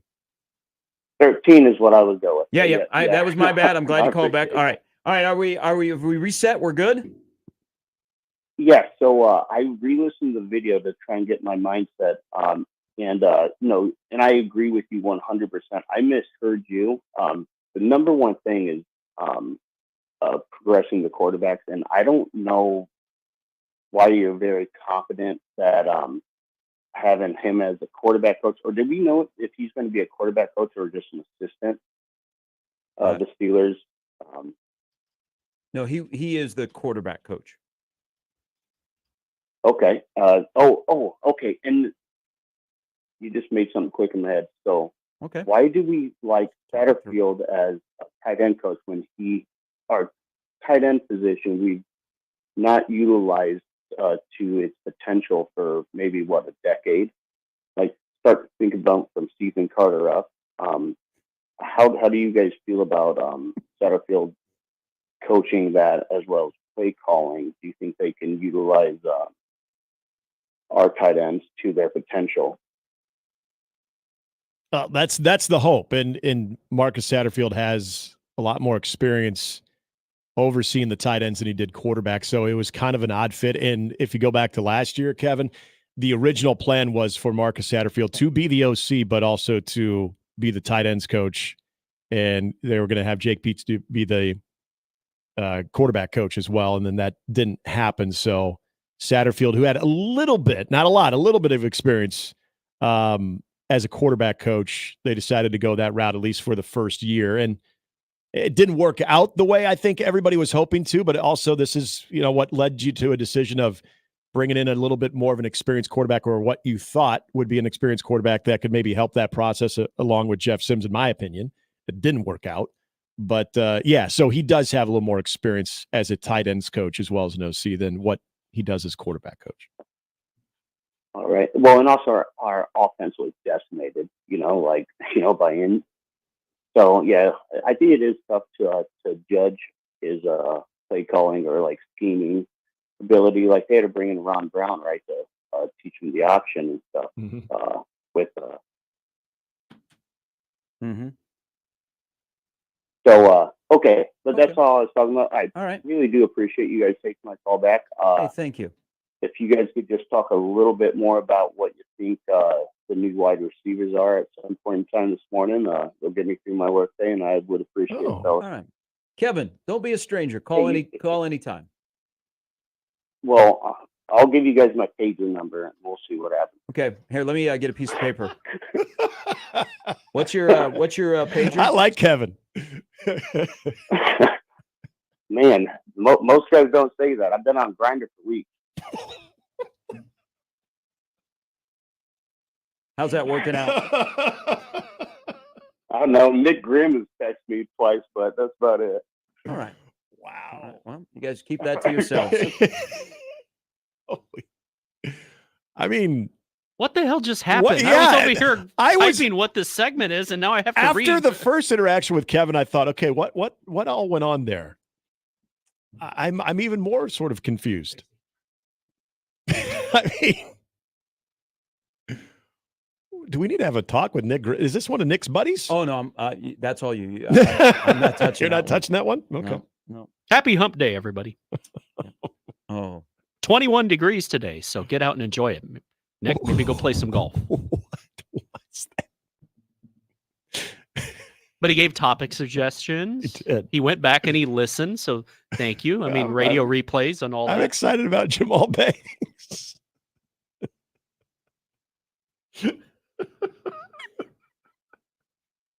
Jim tweets at the show. Thank you. Hi, Jim. I said Kevin can break away from opening 42 degrees to call the show. It crossed my mind. I'm not going to lie. John writes, I don't think Kevin should worry about being fired for making a phone call at work. I think he should be worried about getting fired for being drunk at work. I don't think he was drunk. No, not at all. I think he had all of his faculties. TC writes in about a dome stadium. Well, it did snow inside the Metrodome. Well, the roof collapsed. So the facts get in the way of a good story. Guys, can I be honest? Can I be honest with you on something? But really, by the way, Ford Field is not a dome. Ford Field is just an indoor football stadium. It's an indoor facility. Ford Field. Yeah. I still, the Astrodome, on occasion, will go to YouTube and I will watch the Metrodome dome collapse. Dome porn? Kind of, yeah. It's one of those things that was just so bizarre. Yes, I do. I can't help it. It's kind of the train wreck effect. Like, did that really happen? And they had the Fox cameras rolling. It was sometimes I go watch those old NFL games of the week from the 70s. Yeah, and yet sometimes I watch the Metrodome collapse, and just you could feel the urinal cake smell. Just but enough about the '98 NFC Championship game. Just I don't know why. Sometimes when I need to pick me up, and it's not. I actually like out of all the teams in the NFC North, like the Vikings are not my most hated. Obviously, it's the Packers. Has nothing to do with like, haha. It was amazing. Well, no, a tornado just hasn't hit Lambeau yet, so you can't feast on that when that happens. Oh, if that ever did. But yeah, it's just one of those things of wow. I had the same feeling when I ever fly out of Detroit. And you used to, you can't anymore, but you'd see the Silver Dome, but the dome was completely off and you could see inside there. Yeah. That was also surreal. Very crazy. Much like this segment. Yeah, I'm still processing a lot of Same. stuff that went on there because I'm focused on the Satterfield, the tight end, like he did at Baylor. Like, do you think Satterfield likes Glenn Thomas? When Glenn Thomas shows up, Satterfield gets demoted, but he was able to keep his OC title. Didn't have like a gift basket for him waiting I was from wondering why Satterfields. I was wondering why tight ends are not under the umbrella of wide receivers. It's a good question. Now, here's the thing about tight ends, real quick. We always want the tight end to be utilized more, and Nebraska's got a very unique room of skill sets with tight end, whether it be an inline blocker or somebody that can run the seams in a Fedoni. Here's where the whole group of pass catchers, and my God, will Nebraska have a screen game? The thing with Glenn Thomas that I've come to find out yesterday is he is big on the pitch and catch game. So before you can do anything else, you got to be able to simply play pitch and catch. You're going to see Nebraska's completion percentage with their quarterback should go up a lot. Like, we might be talking mid-60s to upper 60s in terms of completion percentage, but just the simple pitch and catch, which maybe Nebraska has a screen game because they might have a quarterback that can simply play pitch and catch. But whether it be tight ends or wide receivers, Nebraska's wide receivers will be better because if they'll get rewarded for running the right route.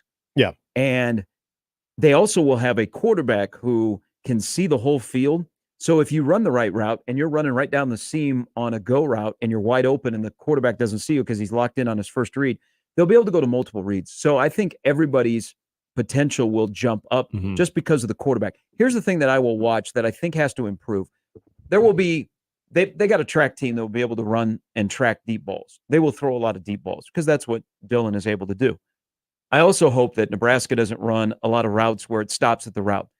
The biggest progress for Nebraska in the wide receiver game / tight end, what are your yards after catch? If Nebraska's yards after catch go up, that means a lot because, I mean, I want yards after catch. I want yak yards. I want all of that stuff. Yards after catch, yards after contact, because you got a quarterback that's throwing guys open, and also not where you run a route and you have to come back for the ball. Right. So you got no way to get away from the defensive back because once you catch it, you're going to get mowed down. Yeah, or you're stopping your momentum because you have to go up high on a riser. And this is, come back to the Marcus Satterfield conversation too. You could see examples in, I would say, more than a handful of games of where, from a route concept, they were scheming fine. It was just getting the ball there on time where it needed to be to where you would have those types of plays where guys were open and they had room to run if the ball is, again, delivered on time and where it needs to be, where you're not stopping your momentum. You're not having to, like you said, either come back for the ball or it's thrown behind you and then you have to stop in your stride. Like all of those little things, when we talk about simple pitch and catch, is exactly that.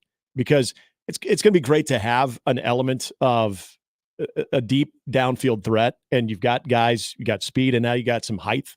But I think more than anything, something that is going to help this offense evolve, and you mentioned, I think it's a great point about the tight ends, everybody's sort of elevating, is when that first lock isn't there, your second or your third out of the progression of those routes, where you have a quarterback that can still get rid of it quickly, but has a quick blinker, is able to go from one to the other, and to get there not in a panic state. Like watch, Jalen Hurts, what they were able to do against him every time you saw a blitz that wasn't even necessarily closing in on him at his feet.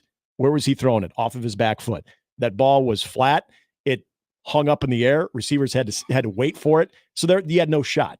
You had absolutely had no shot. And so this is where the mechanics of the quarterback and being able to get through progressions, but also not feeling like you're completely fading back and throwing off of your back feet, like just solid mechanics. It's, I don't think it's a tough ask. I don't know, but back to the tight ends. Here's how I will judge Marcus Satterfield. I don't have to worry about Fedoni. I don't have huge expectations year one for Carter Nelson. I think it's going to be a transition. You got Lindenmeyer as a blocking tight end. I will judge Marcus Satterfield on the progress of Nate Borkacher in 2024. I think Nate Borkacher could play himself into an NFL roster one day, but he was criminally underutilized this past season. Now, it might be a little bit on him, might be also on the quarterback because he wasn't a roommate, I don't think, with any of the quarterbacks. But I will judge Satterfield on the development of Borkacher, who is already pretty developed, but his involvement and his next progress, because I think Borkature can find himself onto an NFL roster. All right, Kevin, thanks for the phone call. Sorry, Nick Grimm. All right, 25 past the hour. Matt DeMarina's coming up at the top of the hour. We'll get into some more Husker football as we roll along with the addition of Glenn Thomas. Brandon Vogel at 9:40. We'll talk Creighton and UConn Creighton, UConn. Yeah, you're right. From the UConn standpoint. It's okay. Basketball, Joe Arruda early. It's will okay. join us at 9 o'clock on Mornings with Sharp and Handley on 1620 The Zone. All right, whatever you like to do, you can do it with Tickets for Less and ticketsforless.com. Right now, you want to go to your favorite Creighton game, you want to go to your favorite Husker game, you know, big game on Saturday at PBA for Northwestern and Nebraska. Tickets for Less is the place to go to find the best seats with zero per ticket fees. Zero. You know what? They got transparent pricing. You go to other sites, man, you get to check out and you're like, ooh, that's a big fee. Never, ever at ticketsforless.com. Plus, right now, I'm going to save you even more. Whether you go to ticketsforless.com or you download that really easy-to-use app, just use the promo code THEZONE. That's the promo code THEZONE at checkout. And it's going to be like Christmas in January or whenever you use ticketsforless.com or the app. Just download it in your favorite app store and use the promo code at checkout to get the seats to the best events, whether it be sporting events, concerts, or what else. Use that promo code THEZONE at ticketsforless.com or the Tickets for Less app. Gary Sharp, Nick Handley, and Jimmy Chavez. Mornings with Sharp and Handley. Weekdays 6 to 10 on 1620 The Zone and 1620thezone.com. Previously on Unsportsmanlike Conduct. Will this be a tainted championship? In my opinion, it will be, yes. The fact that you had a coach literally sit out 6 games this year, this type of a scandal actually affected the play on the field to some degree. To what degree, we don't know. This scandal has to do with affecting the outcome on the field. Unsportsmanlike Conduct with John Bishop and Josh Peterson. Weekdays 2 to 6 on 1620 The Zone. Your Omaha area forecast from the Godfather's Pizza Weather Center and KETV Newswatch 7 on 1620 The Zone. Not as brutally cold on Wednesday, though. Still could see wind chills dip below zero for a time in the morning. Expect increasing clouds as we head throughout the day. Can't rule out a stray flurry in the evening with highs around 20. I'm meteorologist Sean Everson from KETV Newswatch 7. 1620 The Zone. Traffic. From the Zoom Drain Time-Saving Traffic Center. Potential for a slight delay eastbound at 164th and Q, but other than that, no accidents or other slow-moving traffic to report at this time. Getting into the 7 o'clock hour on this Wednesday morning. Still might be slick in some areas out there in the city on the roads, so just be careful and remember to wear those seatbelts. I'm Peter Krenzer. Time-Saving Traffic is brought to you by Omaha Transmission. You've probably heard about Omaha Transmission saving people money. Call Omaha Transmission and see why people have been recommending them for almost 20 years. Omaha Transmission, shifting to running smooth. It's time to make good on those New Year's fitness resolutions by becoming a member at Croc Center Omaha. We've got a full range of fitness activities, free weights, Zumba classes, an indoor water park, pickleball courts, and much more. And right now is the perfect time to join. Sign up before the end of February, and you can start your membership for just $1. Plus, we'll waive the registration fee. The Croc Center is just moments away from the Kennedy Freeway and Q Street. Go to omahacroc.org for more information. That's omahakroc.org. Your 19th ranked Omaha Maverick hockey team is coming off an overtime win at 6th ranked North Dakota and is set to take on number 5 Denver at Baxter Arena this Friday and Saturday night. And your Omaha Maverick men's basketball team is in first place in the Summit League and will match up against Kansas City at Baxter Arena on Saturday at noon. Get your tickets for hockey and basketball now by calling the box office at 402-554-MAVS or by going to omavs.com/tix. Let's pack the Baxter. You can find pizza anywhere. But when you want pizza pie piled high with more toppings, that's when you come to my place, Godfather's Pizza. For a limited time, get your hands on 2 of my large one-topping pizzas. Pick pepperoni, beef, black olives, you choose. All this food for only $30. Feed your whole mob without breaking the bank. Hey, it's an offer you can't refuse. Godfather's Pizza. Do it. Progressive presents 10 things on a food truck owner's to-do list that are harder than getting a commercial auto insurance quote. Stocking the fridge, prepping the stations, finding employees that get along well, finding employees that actually do their job. Looking at you, Gary. Balancing the books, balancing the flavors, having a fresh menu and fresh produce and fresh meat, but never a fresh mouth. But the easiest thing on a small business owner's to-do list? Seeing if you can save on commercial auto insurance. Get a quote in as little as 6 minutes at progressivecommercial.com. Progressive Casualty Insurance Company and affiliates. Coverage subject to policy terms and conditions. Prescriptions require an online consultation with a healthcare provider who will determine if appropriate. Restrictions apply. See website for details and important safety information. Subscription required. Price varies based on product and subscription plan.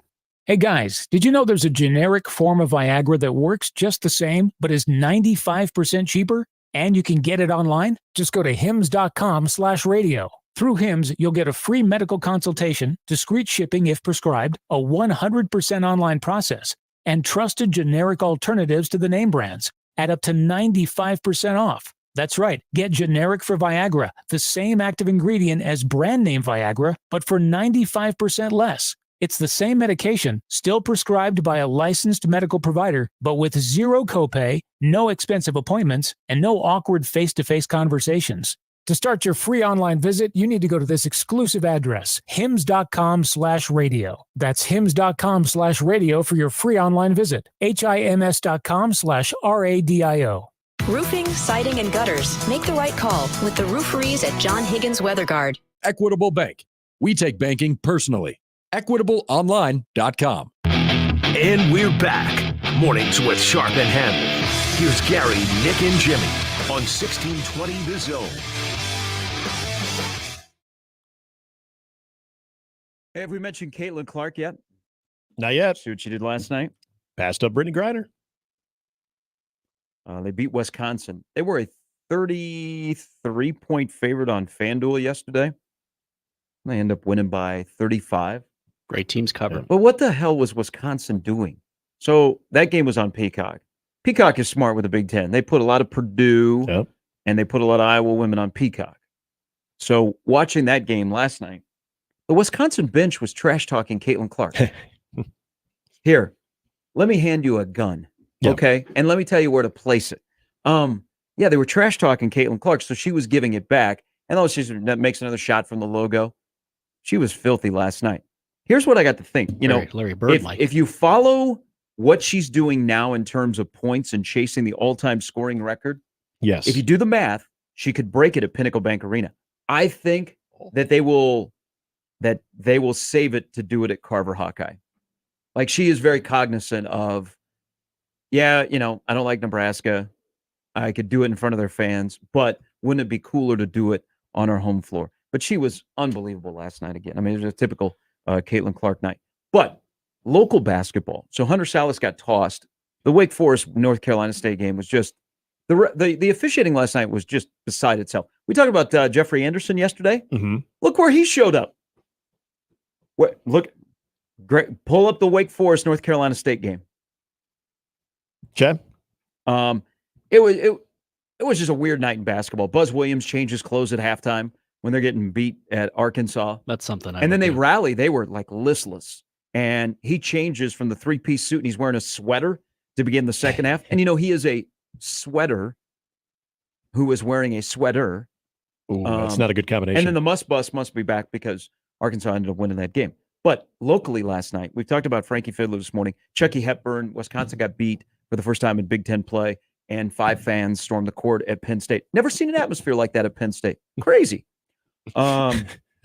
We've talked about William Kyle, who is at South Dakota State, who's doing big things. So the Bellevue West guys, you got Shireman, who if they said, hey, Mac, you got to throw in a mid-season player of the year candidate in the Big East, who it's going to be, in my case, it would be Shireman. Then you have St. Thomas, what he's doing at Northern Colorado. Hunter Salas has been balling this year. Unfortunate note, I saw John Tanji, who transferred, who graded Omaha Central, went out and had a nice career at Colorado State, transferred to Mizzou. He's out for the year. Salas last night. Well, Salas averaging about he just hurt his foot. So I don't know. I don't know if that's the end of his career, because he's past the point, I think, of games. Yeah, I'm just looking to hear at the Wake Forest NC State game too. Okay. Yeah, I'm seeing the video right now of Hunter Salas getting of the little skirmish that took place there towards the benches there. He's I did not realize Hunter Salas is averaging 18 points a game right now. Yeah, too. he is having a hell of a year. For a guy that Wake Forest is. They've become portal central with Steve Forbes. No, Hunter is in. He looks so much more comfortable.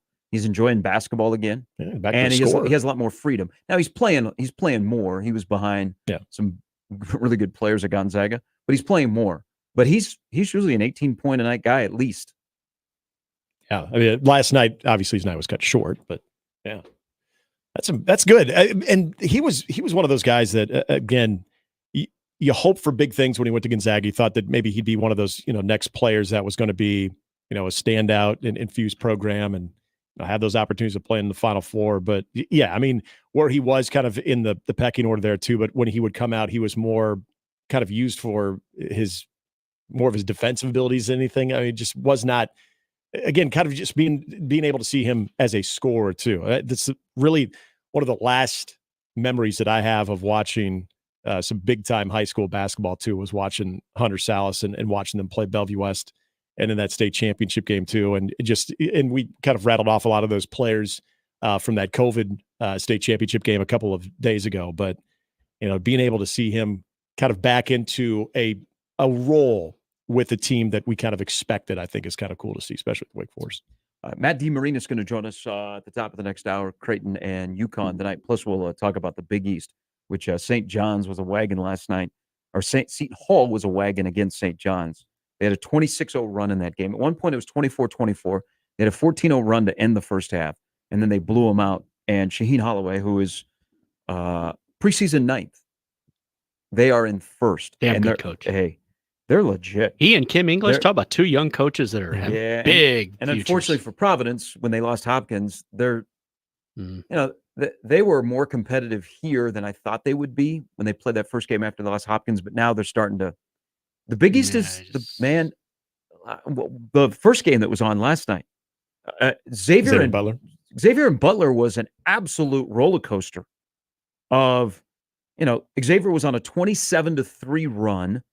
Looked like they were going to blow out Butler. And next thing you know, Butler's back into the game. And they make it a 1-point game. And then Xavier responds with a 13-0 run. Last night was a good night for the Big East. It was like a fun night. Now, tonight's a marquee night with number 1 UConn and number 18 Creighton. But Seton Hall, man, he can coach. But they got a trio of guards. I mean, you guys have seen their guards. They're tough. But even more so, they play some nasty defense. I mean, they get at you. They got after Marquette. Hey, and you know what? And St. John's Trey likes to bully teams. They bullied St. John's last night. Mm-hmm. That Xavier Butler game too. Yeah, you're right. Because I remember I had the game on in the background, and it was I think they were up by like 16 at one point, and then making dinner, kind of keeping tabs of Reese and all that stuff, and all of a sudden I'm looking and like, am I seeing this right? There's like a 2-point game too with Butler, and Butler's another team too that they're kind of interesting. Just the way that their season has gone as well, where this is the DePaul part of the Big East we've talked about. Like that's the constant, but now just about every team in the Big East on any given night, it's not this super strong, extremely deep, like, man, you're going to see like 8 teams out of the Big East or anything like that. But, for teams like Creighton and I would even say for UConn, it does provide, it kind of reminds me of how the Big Ten has been in years past, where you got some good teams that are either younger, starting to figure things out, teams that are, under new leadership that are starting to get their identity. But every night you just look at it as a total dogfight. And kind of off and on watching that Xavier Butler game too was just a good example of that, of a Butler team that's been kind of up and down, but also a Xavier team that's not quite what they were before, but they kind of kept them at arm's length. Like it's an interesting league. And if I'm a Creighton fan, it is a very nerve-wracking league right now. I mean, it always has been, but every night as you're trying to establish momentum, and we're not even talking about tonight against UConn too, but against like sort of the middle tier of the Big East right now. Like, I mean, Marquette right now sitting in the middle of the pack right now. Is anybody sitting there saying, well, Marquette's not a great team? I mean, Marquette is still one of the best and most talented teams in the Big East. Providence is sitting there towards the bottom. Butler looks like on any given night that they could take you to the wire too. So Yeah, it's all over the place right now in the Big East. All right, before we go to break, I want to give a shout out. So down in Crime Town, where it's going to be Crime Town until Dylan shows up, and he'll be there after he gets done playing in the Polynesian Bowl, and he'll fix everything in Lincoln. So crime will go away. Plowing too, he'll do it. Hey, y'all are getting at me because I'm hyping the kid up, and we're going to go through some trials and tribulations. I didn't have as much Polynesian porn yesterday because I had more hoop porn. You got to pace yourself. Long week. You do. Yeah. Some are 4 or 5 times a week. Some go 7. You're going to be exhausted by the end Some of the week. go multiple times during the day. 8th grade. But I listened to another interview. It's tough not to go, what did Nebraska just get? Because he did an interview yesterday where he talked football stuff, not the stuff about I want to wake up a sleeping giant, all that stuff about Nebraska. That's great. You're saying he's putting a lot on his plate. He talked football, like reads and other things. Like got into football stuff, and I'm like that's a kid that's been in his craft for a while. Which you're gonna be paired with a guy that has been in the NFL and college with Glenn Thomas, so they're going to be speaking right away, kind of the same language. It's not going to be foreign concepts. So I'm gonna pace myself. But when he shows up, crime will go away in Lincoln. The roads are already bad there. Now, the roads aren't, in some parts of this town, aren't great. Okay. Shout out. Today's going to be the warmest day of the week. All of those people plowing snow, maybe you can get caught up, but we're angry about the roads. 72nd. Not as much in Lincoln. Like you would think Lincoln is impassable. Yeah. Like they should move the University of Nebraska Lincoln to Omaha so that it can thrive. Satellite campus. You can't do anything in Lincoln. And it's crime town. You got skid loaders, you got people in shower curtains, you got all that kind of weird stuff that's going on. All and right. We're gonna have a streetcar. All right, you got a bunch of naked people at Casey's. We don't have that stuff here. You would think we would because we're a larger city. Yeah. Okay, and we're next to Council Bluffs, but we don't got that kind of stuff. Okay. But here's one thing that we got yesterday in the Equitable Bank inbox. A Lincolnite who listens to the show, thank you very much. He said, here's the other issue with my neighborhood, which they have not plowed. Sorry, I can't help you. The last mayor that I really knew in Lincoln was Colleen Sang and then Mike Johans. Other than that, I'm out. Well, was Don Wesley a mayor in Lincoln? No, I think he was. No clue. I think he was. That name does not ring a bell to me. So this guy told me that they haven't gotten their mail for the last couple of days because the roads are impassable. And he said, I live in a regular neighborhood in Lincoln. So I want to do this. Shout out because we have a lot of mail carriers, men and women that listen to the show while they're on their route. Morning, guys. Shout out to all of you in Omaha because you are trudging through the bad roads, all of the snow, all the dog attacks, and fighting against the Amazon and UPS drivers to do your work. You're delivering the mail in Omaha. Thank you. Thank you. Thank you very much. Personal shout out, Mailman Todd, who is my mail guy, who replaced Doug, who retired. Okay. But also this. Here's the thing about delivering the mail. And I don't know how many times you guys check the mailbox. Maybe you don't get a lot of mails. You do all your bills once online. or twice a week. Okay.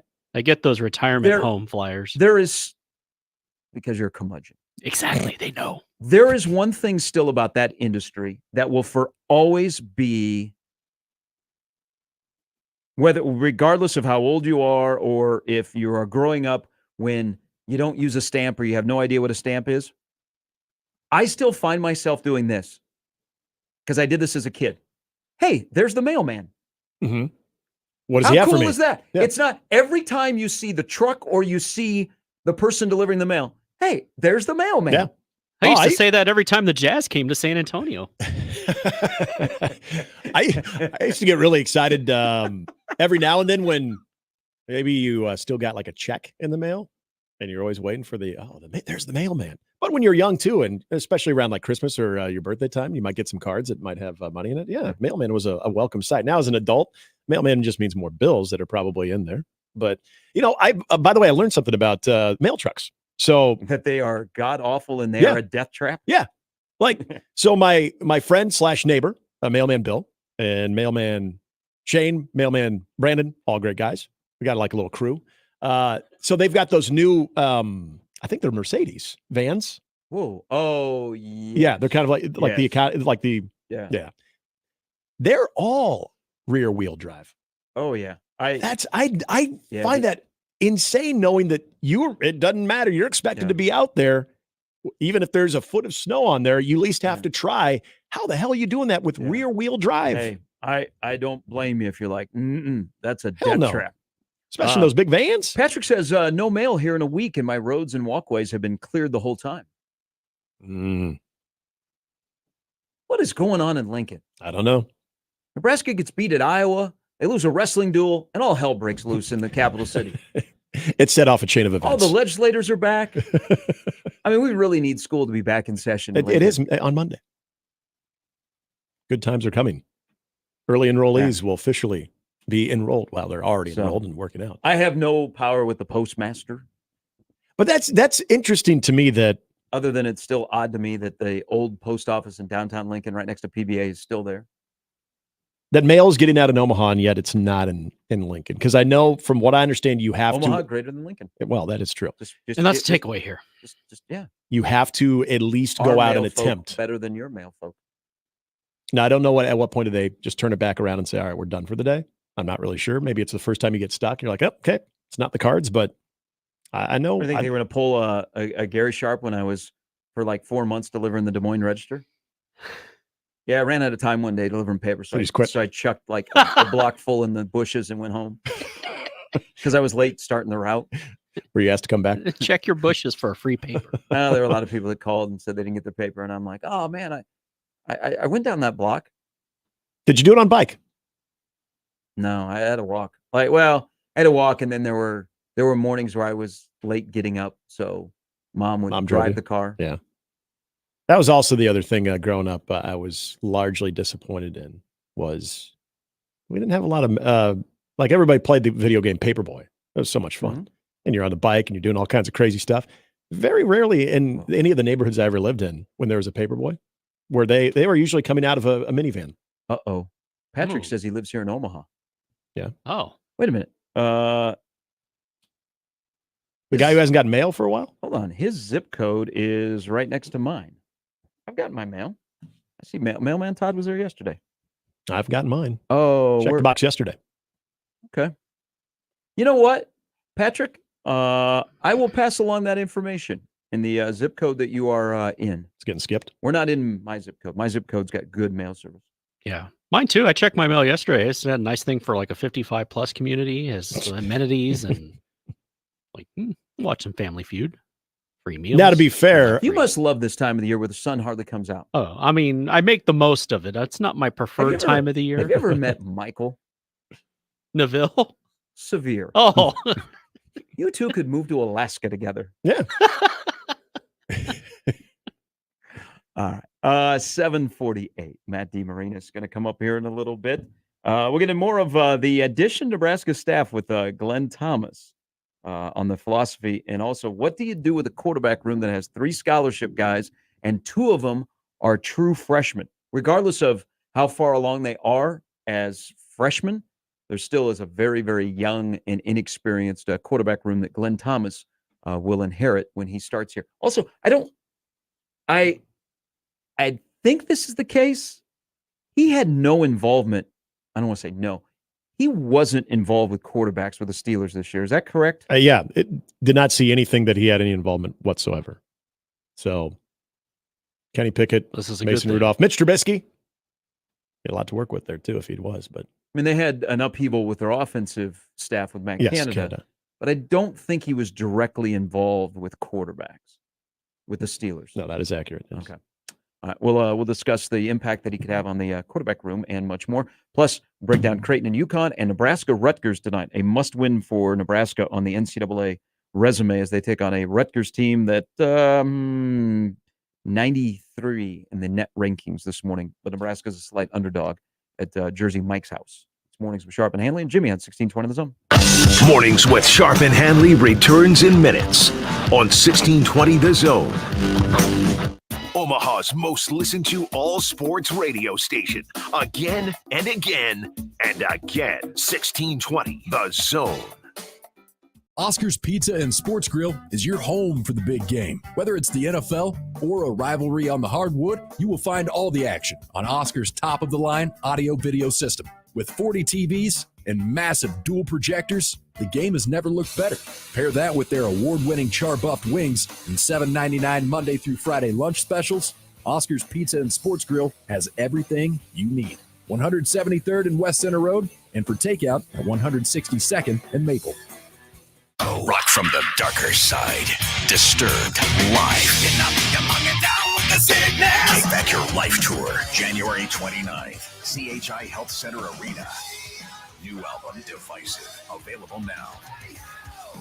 With special guest, Falling in Reverse. And Plush. Tickets are on sale now at Ticketmaster.com. Don't miss Disturbed live. Jackson Hewitt has a plan to get your tax refund fast with a buck here, buck there, here a buck, there a buck, everywhere a buck. You don't have to wait weeks for your tax refund. Get money sooner with a no-fee refund advance loan at Jackson Hewitt. On this loan, there's a money today guarantee. E-I-E-I-Do. Don't settle for chicken feed. Get fast bucks at Jackson Hewitt today. No-fee refund advance loans by Republic Bank offered to eligible clients. Money today guarantee if approved for a loan on a prepaid card. Details at jacksonhewitt.com.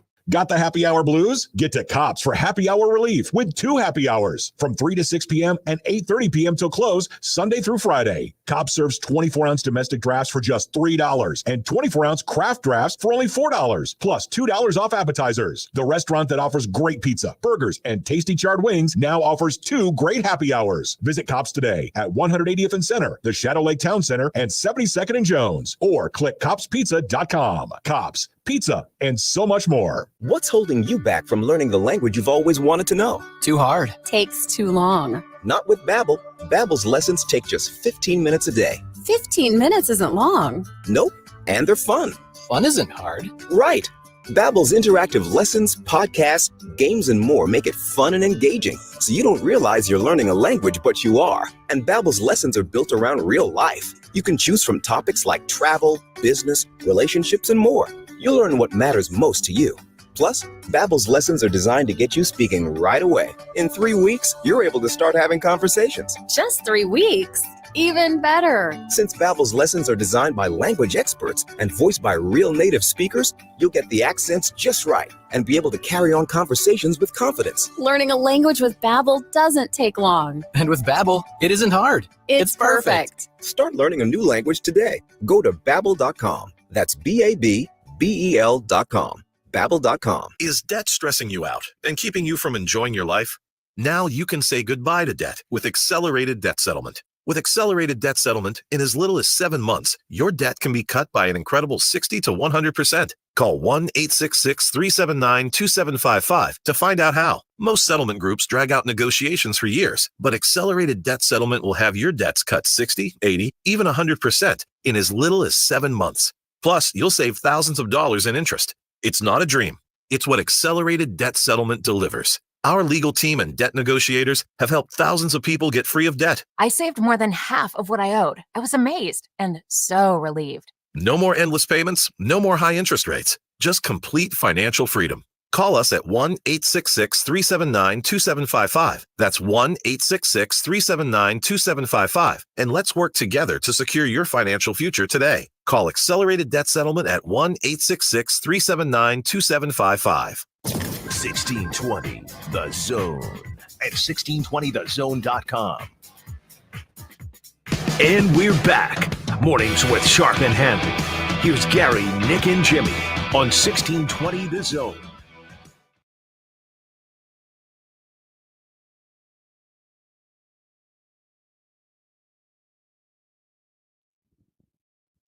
All right, coming up in the next hour, we'll break down the 2 big games tonight where Creighton and Nebraska to win might have to get dirty.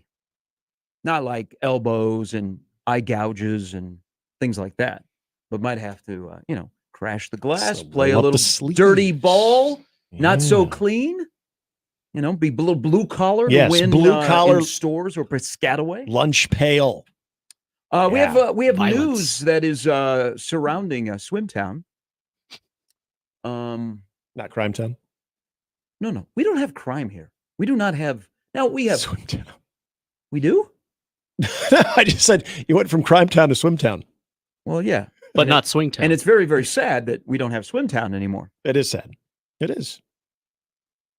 What's going on in Dodge, by the way? It's just a little traffic backup. Yeah. Jimmy, you just read something. This is big news for the city of Omaha.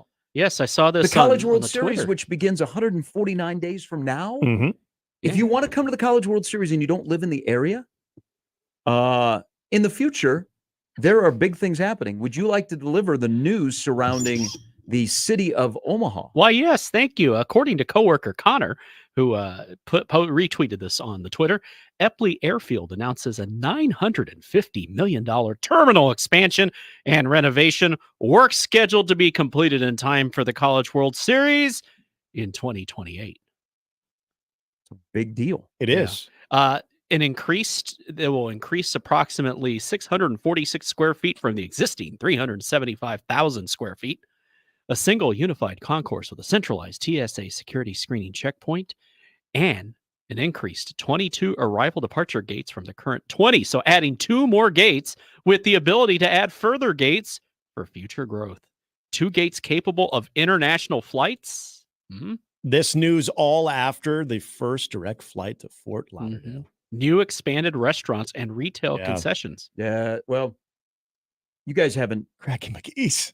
You guys haven't been to the airport probably in the last month and a half, 2 months. I just was there. I was there when we went to Mexico in November. Okay, so were you there when they started to tear up the entrance? Yes, we walked through that. But so you basically get dropped off in the parking garage now. You can't. Yeah, the old entrance. Yeah. So it seems like I'm flying out of there every week now. So that's kind of a little bit of a hassle. Yeah, a little bit. But the biggest thing here, the takeaway that I have is this is great for Omaha. I mean, this is expanding Epley. People want to come here. Yeah, the streetcar will probably eventually extend out They there. want to come here and take in all of our things, ride in our streetcar, things like that. Gary, this is how we got Brian Windhorse. Drink our Jello You shots. could fly out anywhere. Yeah. Hey, Kevin Kugler has said, people are like, hey, as you become a national broadcaster and you're doing all this stuff, do you think you should move to a bigger city? He's like, no, man, I got Omaha. There's a lot of direct flights. Yep. At Omaha, it's convenient. And Get this anywhere. And this is my home. That's right. The expanded restaurants. Yes. Can we the restaurant and food availability and that is offerings at Epley? There was that Godfather's You can only Pizza? sit so much on a creaky metal chair at Cracky McGee's. Cracky McGee's to have having a some beer. Having a Godfather slice. Maybe you got some Blimpie before you went through TSA. Where you grab a Scooter's coffee? Yeah. Yeah. Didn't they? Is it still open? They Now had, served I could separately. have swore they had a KFC. I think they had a KFC like next to the Blimpie. Where is this Blimpie? I didn't So this see is all when we before flew you out. get into TSA. So when you come up the escalator, and if you're going on the southwest side, right before you hit there's that little ATM right on the corner. You got that tiny little like food hall. You're talking about Southwest of the airline. I don't need a yes, compass no, here. yeah, Okay. Southwest the airline. So Okay. it'd be on the basically the left side when you get up there. There.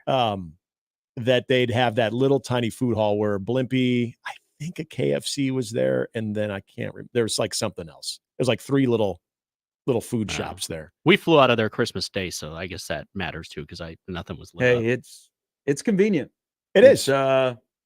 5 million people went through the airport in I liked it. 2023. So Good for Omaha. another neighbor of mine, I got one who is a postal worker and one who works at Epley, and they do more of like. Do you live in a cul-de-sac? I do not. You got a lot of neighbors. Yeah, we do have a lot of neighbors.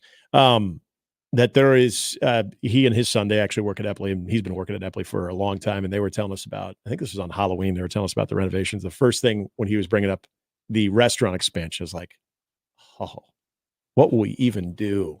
What will we even do when we don't have to jam into Cracky McGee's? Because that place, it's so, the area itself is so tiny as well. But like if you've ever gone on, I wouldn't even say peak flying time, but you go in there and you're maybe got there a little early like Connor Happer does, and you want to have a beer before your flight, yeah, you might get one in with how crowded it is there too. But it's just having options too, having more options. It's about time Omaha expanded that part of it because it is. It's a very convenient airport. It's nice. You get in and out.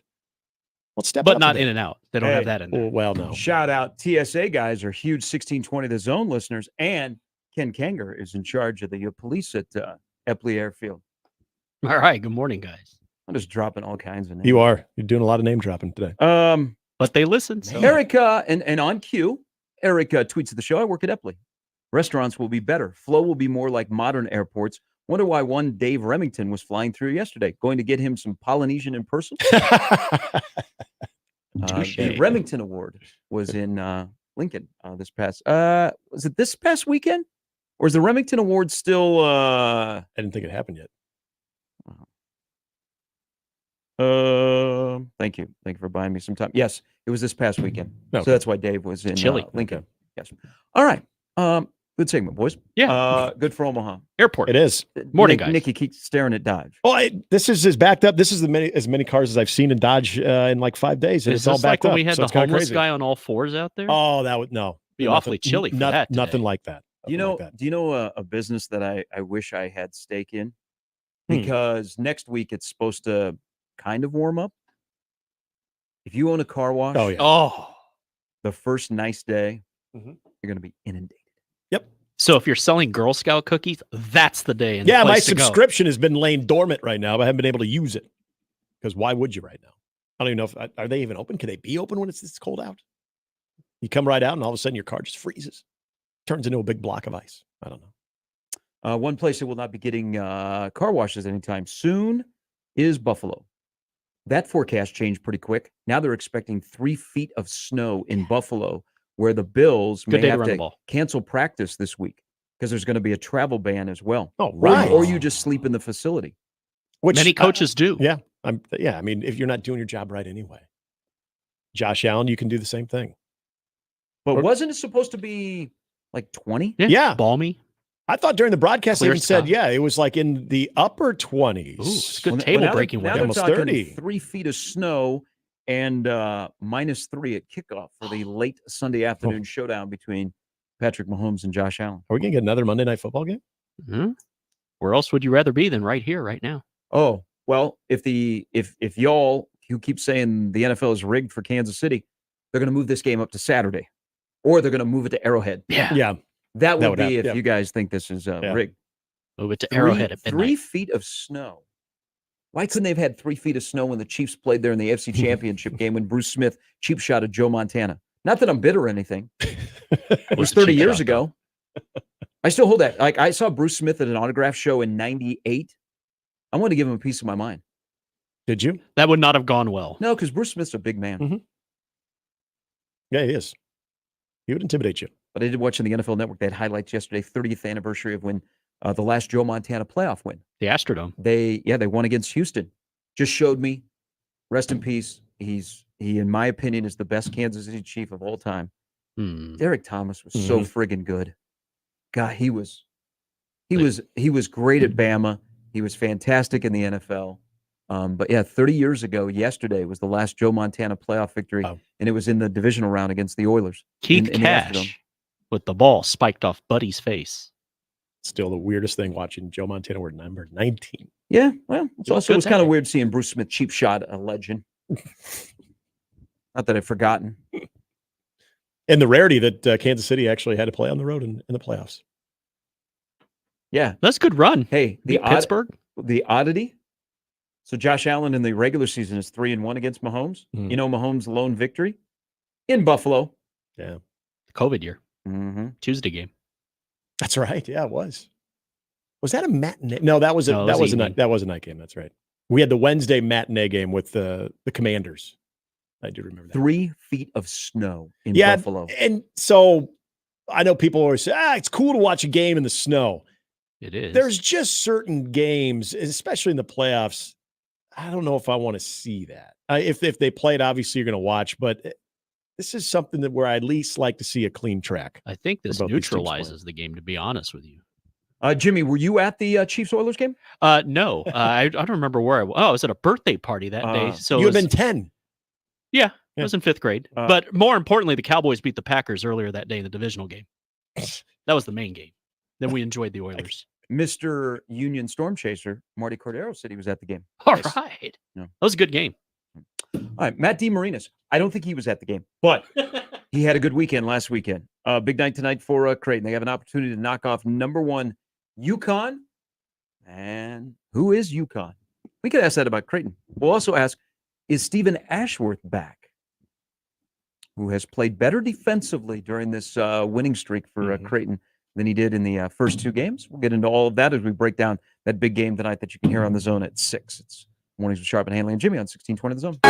More with Gary and Nick after this on 1620 The Zone. Live from the Host Coffee Studio, this is 1620 The Zone. 1620 The Zone. Traffic. From the Zoom Drain Time-Saving Traffic Center, a multiple vehicle crash reported I-80 eastbound at 42nd Street. The left and right lanes are both closed with an overturned vehicle. Do avoid this area if possible. Another accident reported at 51st and Center, and some very heavy stop-and-go traffic JFK northbound between Cornhusker and I-80, as well as Q Street eastbound between 180th and 156th. Please stay safe out there, everybody. Wear those seatbelts. I'm Peter Krenzer. This time-saving traffic is brought to you by Saul's Jewelry and Loan. Sometimes life throws you a curveball and you need a solution fast. A solution to help you make payroll, to save your house, to keep growing, or fund a startup, to fix a roof or other major repair. Saul's is your fast, local, confidential solution. Get the cash you need today with Saul's. If you're hiring, it can feel like you're trying to find a needle in a haystack. You can hope the right person comes along, or you can just use ZipRecruiter. And now you can try it for free at ZipRecruiter.com/radio. In fact, ZipRecruiter has helped a lot of business owners find their needle in a haystack, like Marco, president of operations at Telly Tires and Auto Centers. Because Telly Tires has grown a lot in the last few years, Marco needed to hire everyone from a receptionist to a store manager to a head mechanic. ZipRecruiter helps me find all the right people, even the most difficult jobs to fill. ZipRecruiter helps me keep my business running. Take it from Marco and millions of other businesses who've used ZipRecruiter. ZipRecruiter can help you find the needle in the haystack. See why 4 out of 5 employers who post a job on ZipRecruiter get a quality candidate within the first day. And right now, you can try ZipRecruiter for free. That's right, free at ZipRecruiter.com/radio. That's ZipRecruiter.com/RADIO. ZipRecruiter.com/radio. ZipRecruiter, the smartest way to hire. Your 19th ranked Omaha Maverick hockey team is coming off an overtime win at 6th ranked North Dakota and is set to take on number 5 Denver at Baxter Arena this Friday and Saturday night. And your Omaha Maverick men's basketball team is in first place in the Summit League and will match up against Kansas City at Baxter Arena on Saturday at noon. Get your tickets for hockey and basketball now by calling the box office at 402-554-MAVS or by going to omavs.com/ticks. Let's pack the Baxter. J-Tech Construction, the official exterior experts of the Huskers, offers exterior solutions that help you protect your number one investment. Whether it's roofing and siding or windows and doors, they're committed to excellence, quality, and outstanding customer service in every step of the process. When it's time to protect the exterior of your home, your choice is simple. Turn to who the Huskers turn to, J-Tech Construction. Check them out online and schedule a free estimate today. J-Tech Construction, the official exterior experts of the Huskers. At Big Brothers Big Sisters of the Midlands, one youth, one mentor, plus one moment could unlock limitless potential. When you sign up to become a mentor, you're matched up 1-to-1 with a child in the Omaha community. Sign up today at mentoromaha.org. What's holding you back from learning the language you've always wanted to know? Too hard. Takes too long. Not with Babbel. Babbel's lessons take just 15 minutes a day. 15 minutes isn't long. Nope. And they're fun. Fun isn't hard. Right. Babbel's interactive lessons, podcasts, games, and more make it fun and engaging, so you don't realize you're learning a language, but you are. And Babbel's lessons are built around real life. You can choose from topics like travel, business, relationships, and more. You'll learn what matters most to you. Plus, Babbel's lessons are designed to get you speaking right away. In 3 weeks, you're able to start having conversations. Just 3 weeks? Even better. Since Babbel's lessons are designed by language experts and voiced by real native speakers, you'll get the accents just right and be able to carry on conversations with confidence. Learning a language with Babbel doesn't take long. And with Babbel, it isn't hard. It's perfect. Start learning a new language today. Go to Babbel.com. That's Babbel.com. Babbel.com. Tickets for less. Best seats, best prices, no service fees. Shop ticketsforless.com. KOZN Bellevue, Omaha, Council Bluffs. This is 1620 The Zone. Now back to mornings with Sharp and Handley on 1620 The Zone.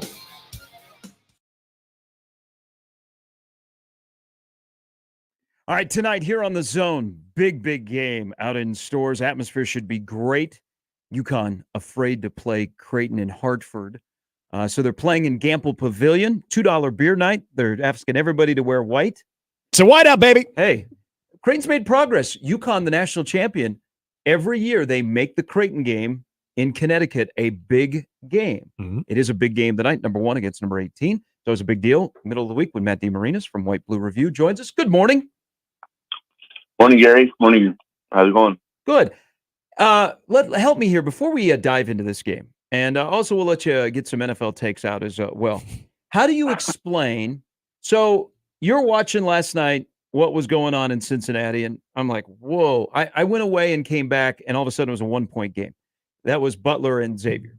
Then you had what Seton Hall did to St. John's. But it's kind of been that way in the Big East. How would you describe on January 17th a conference that many consider, right with the Big 12, the best in the country? The first place team at 6-1 was preseason 9th. They're in first place, and it doesn't seem like they're going anywhere in Seton Hall. How would you describe the Big East right now? I mean, it happened a lot recently. I mean, Providence was picked 9th the year they won the league. I think Creighton was picked 7th or 8th the year they won the league. So it's kind of the last few years. Marquette was picked 9th last year as well, and they went 17-3. So for some reason, that's been a magic number. Being picked at the bottom of the league, just ahead of DePaul and Georgetown, kind of means you're the team to watch out for, apparently. But I mean, some of it is.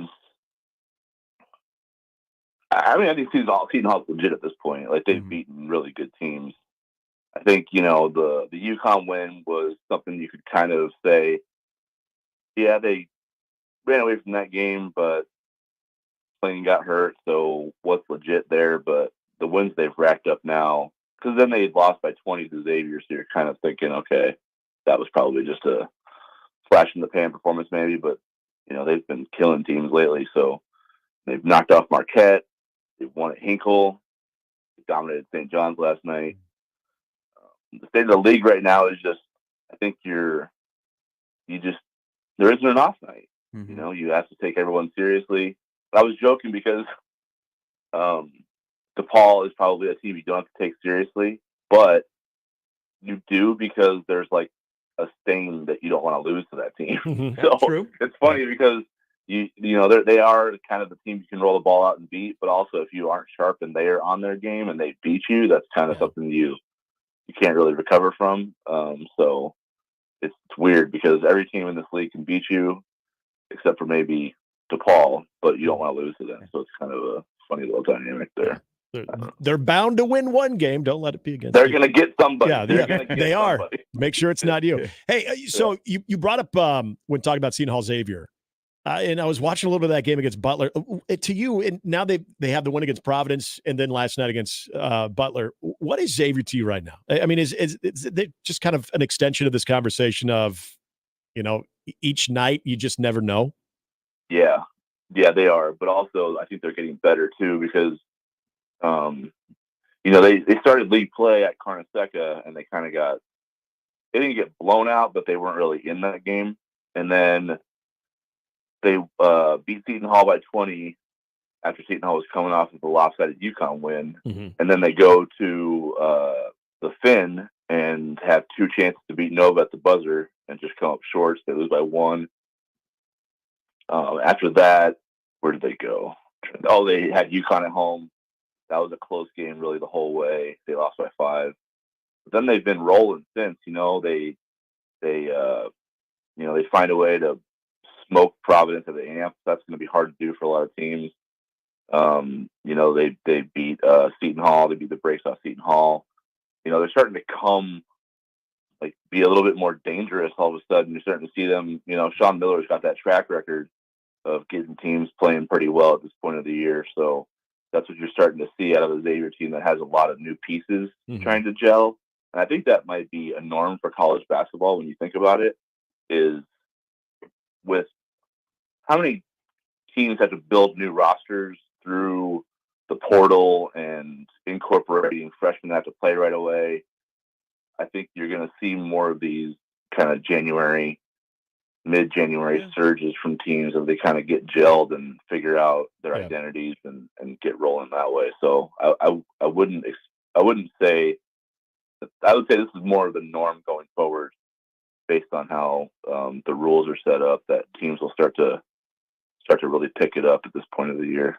Which version of Creighton that has won 4 in a row and has won a couple of those games in that win streak a different type of way when they've had an off night from 2 of the big 3 or the 3 hasn't been falling? Which version has to show up tonight? It seems like the best version has to show up tonight. I mean, you're at Gamble, UConn's rolling. I feel like they're going to get Klingon back tonight, even though he won't be playing maybe 20 minutes. It just seems like the way Dan Hurley has kind of answered that question the last 2 days would suggest that there's got to be something in terms of soreness that he's dealing with today that would lead them to just sit him again tonight, considering the matchup they have with Kalkbrenner and how they've struggled to defend the rim, to defensive rebound. And when you look at their way their offense is set up, you know, they want to get out in transition. They want to push the pace. They want to get, you know, Stephon Castle on the move. They want to get Cam Spencer and Alex Caravan, you know, loose in transition, finding bad matchups, getting that crowd energized. So I think, you know, Creighton's got to be on their game tonight. They have to be on point with their blockouts and cleaning up the defensive glass and getting out in transition themselves. And they're going to have to be able to defend UConn in the open floor as well, because that's going to be a big key to the game. Whichever team can kind of get loose in transition and find easy buckets against non-set defenses is going to have probably the upper hand tonight, I think. Matt, what did you take away with the win over St. John's? You win that game despite some shooting lulls, having some droughts, even down the stretch, and still yet you overcome a 9-point deficit. And it seemed like Creighton, at least from Coach Mack and the players, didn't look at that as boy, we got really lucky. More of it felt like kind of a sense of pride that they were able to kind of win a rock fight like that. Like, what do you take away from just that overall performance against a quality St. John's team? Yeah, I think it was a big time. Just I don't want to say sigh of relief, but just a confidence boost that Creighton can kind of overcome some things that are counter to their identity. Yeah. And you know, it would be one thing if they won a rock fight where they had to survive and hold on to a 9-point lead late and make some plays. But the fact that they had to overcome a 9-point lead with less than 10 minutes left in the game, in a game that wasn't playing to their style, that was more of a growth game for Creighton, because nothing was going right. The scoreboard was dictating it, and there was time dwindling down too. So it wasn't like there was a ton of possession left in the game. And they also didn't win it their way. They overcame the 9-point deficit, you know, by getting stops defensively, which is part of their identity, but they weren't bombing threes to get back in the game either. They were just grinding out, you know, St. John's.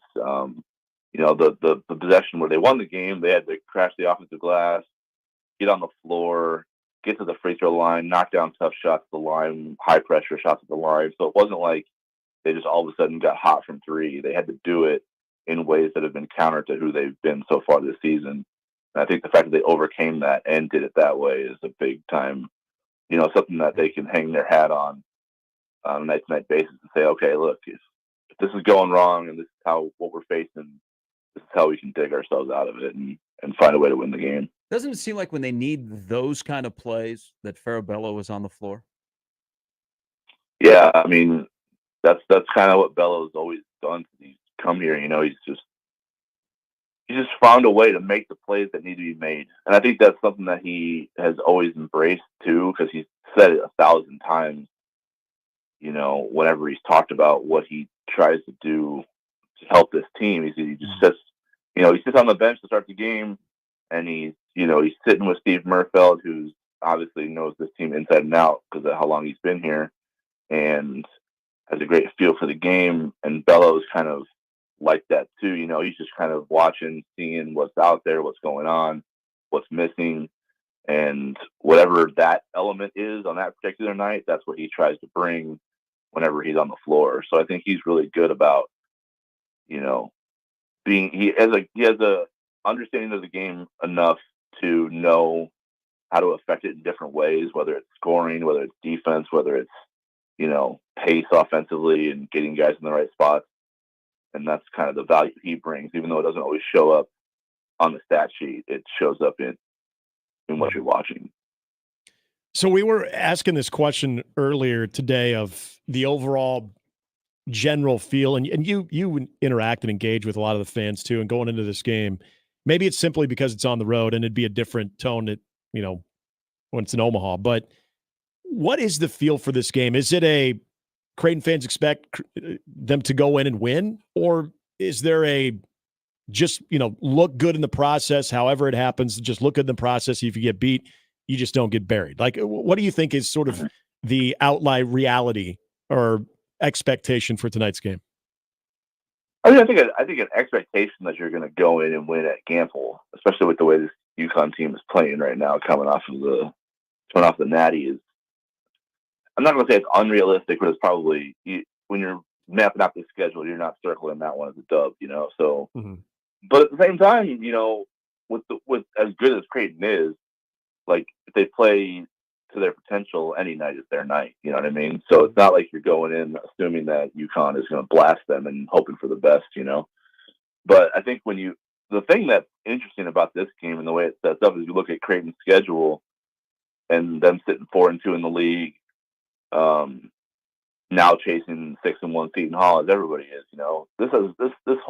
This next 3 games are an opportunity for Creighton to kind of either jump into the driver's seat in the Big East title race or reinsert themselves firmly into the race. You know what I mean? Because you're at UConn, you're at Seton Hall on Saturday, and then you get one, you're going to come back home Sunday and get one day of prep for a Xavier team that's really hot right now. And unless they, have a calamity against Georgetown, they're going to be coming in on a big win streak. Yep.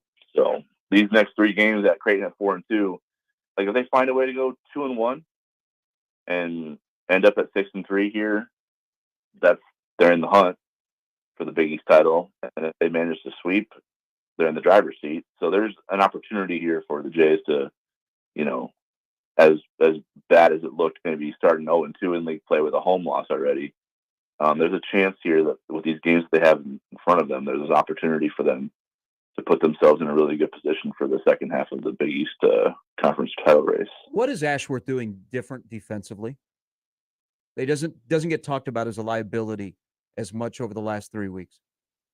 Yeah, I think it's just about positioning and competitiveness. I don't think he has any kind of delusions that he can affect the game in a positive way or an impactful way defensively because of his size, right? But if he stays in the right position, stays in front, keeps his hands up, doesn't foul, like, he can be a net neutral at worst defensively if he does those things and is in the right spots and communicates. Like, there's ways for him to be effective defensively just without having to get pick sixes or get steals or block shots and things like that. So I think he's doing all he can do, honestly, defensively. I think he's been playing really well the last handful of games. Just staying in front of guys, making them score over the top of him. The more he does that, those are hard shots regardless of how big your defender is or how, long and athletic they are. So just, positioning is a big part of it. I think that's what he's been doing defensively. Hey, Matt, Gary brought up this scenario, and I want to get your thought on it as far as how it impacts Ryan Kalkbrenner. If Hurley decides maybe and again, this is if you don't have Donovan Clingan in, maybe they go with some small rotations at some point where Karaban is essentially, your 5 at one point, and in the attempt of trying to get Ryan Kalkbrenner away from the paint. Is this again where we go by reputation, where he's just such a disciplined defender that he doesn't get caught up into that as much, and they'll be able to kind of accommodate for that without allowing him to vacate that space? Yeah, that'll be the hope. UConn will certainly try to get him as far away from the rim as possible in those small lineups. So, their movement and their ability to create mismatches and make him have to guard guys who are threats from the perimeter will be what UConn tries to do when they go small.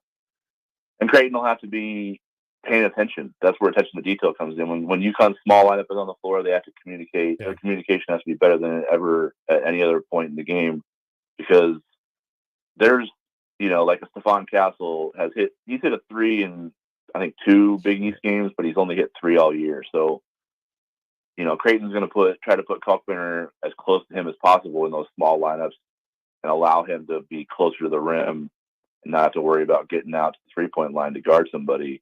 And then they'll force certain guys to make shots on them before they switch up their defense and make some adjustments there. But, when they go small, Creighton's going to have to be on point and making sure they're defending the other 4, on the floor and getting out to shooters, so that way Kalkbrenner can still protect the rim, on penetration and on drives like that. So that'll be key to this matchup tonight, is how much can UConn spread Creighton's defense out, and how far can they get Kalkbrenner away from the rim to protect it? Yeah, and Castle's become a difference maker over the last 4. I give credit to Danny Hurley. And when you're the defending national champs, you recruit well, you portal well, you have a deep roster. But to have Castle out for the first part of the year, and then Klingon out for since mid-December, and they really haven't missed a beat. I mean, they're loaded top to bottom. Hey, we'll get you out on this. I didn't know this. I didn't know you were a Texan fan. Okay, yeah. All right. It's hard to be boastful about it, but yeah. Hey, congratulations! This isn't just a one-off. I mean, you can brag here. You got something going. Yeah, I've been excited. I think I don't know when I started feeling confident. I think it was right before the Steelers game, like maybe week 4 or week 5 this year, when I was like, hey, I was like, I wonder if I can start feeling kind of excited about this, because TJ looks the part. I like D'Amico. I think he's a great coach. I think he always has been. And the schedule looks like it sets up to, get into the playoffs. And I was just like, I wonder if I can be a little bit excited about this. And yeah, it's everything. With healthy CJ, they've been pretty good. And I was a little bit worried about that Cleveland matchup, because Cleveland was playing well going into the playoffs, but it's also at home. Stroud's healthy this time. He didn't play in the last game. So yeah, that was fun. I got a lunch bet off of Fanta on that one, so I'm collecting. I have 2 lunch bets in the last 2 weeks, so I will see if I can find a new taker for. So, were you an Oilers fan too?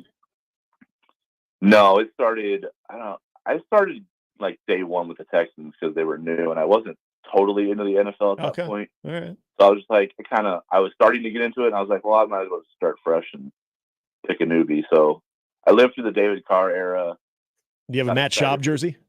Yeah, the Matt Schaub stuff. I was excited for Deshaun Watson, and I felt like this was pretty good. And then Bill O'Brien made some decisions that were head scratching, universe crushing from an organizational standpoint. And then Deshaun did his thing, and now it was hard to boast about being a Texans fan, but now it's fun. Oh, again, yeah, it can be fun for a while with CJ and D'Amico Ryans and the rest of that roster. Hey, we appreciate it as always. Enjoy tonight. I look forward to your coverage and, of course, the chat afterwards. Sounds good, fellas. Thanks for having me on. Have a good week. That's Matt DeMarinis. Does a great job covering Creighton Athletics for White Blue Review and a must-listen podcast with Mr. Padilla, who's hurting. He's hurting after last night's collapse. Or no, wait, they won. Hey, wow. Hey. Yeah. Thought he was trying to troll you there. No, I thought that was a Jimmy troll. Hey, I give credit. Jacob's a good day. Creighton Prep beat Bryan over at 72nd and Western. Durant went off. His sons went off. Yeah. You know what you forget about after the excitement of the opening weekend of the playoffs?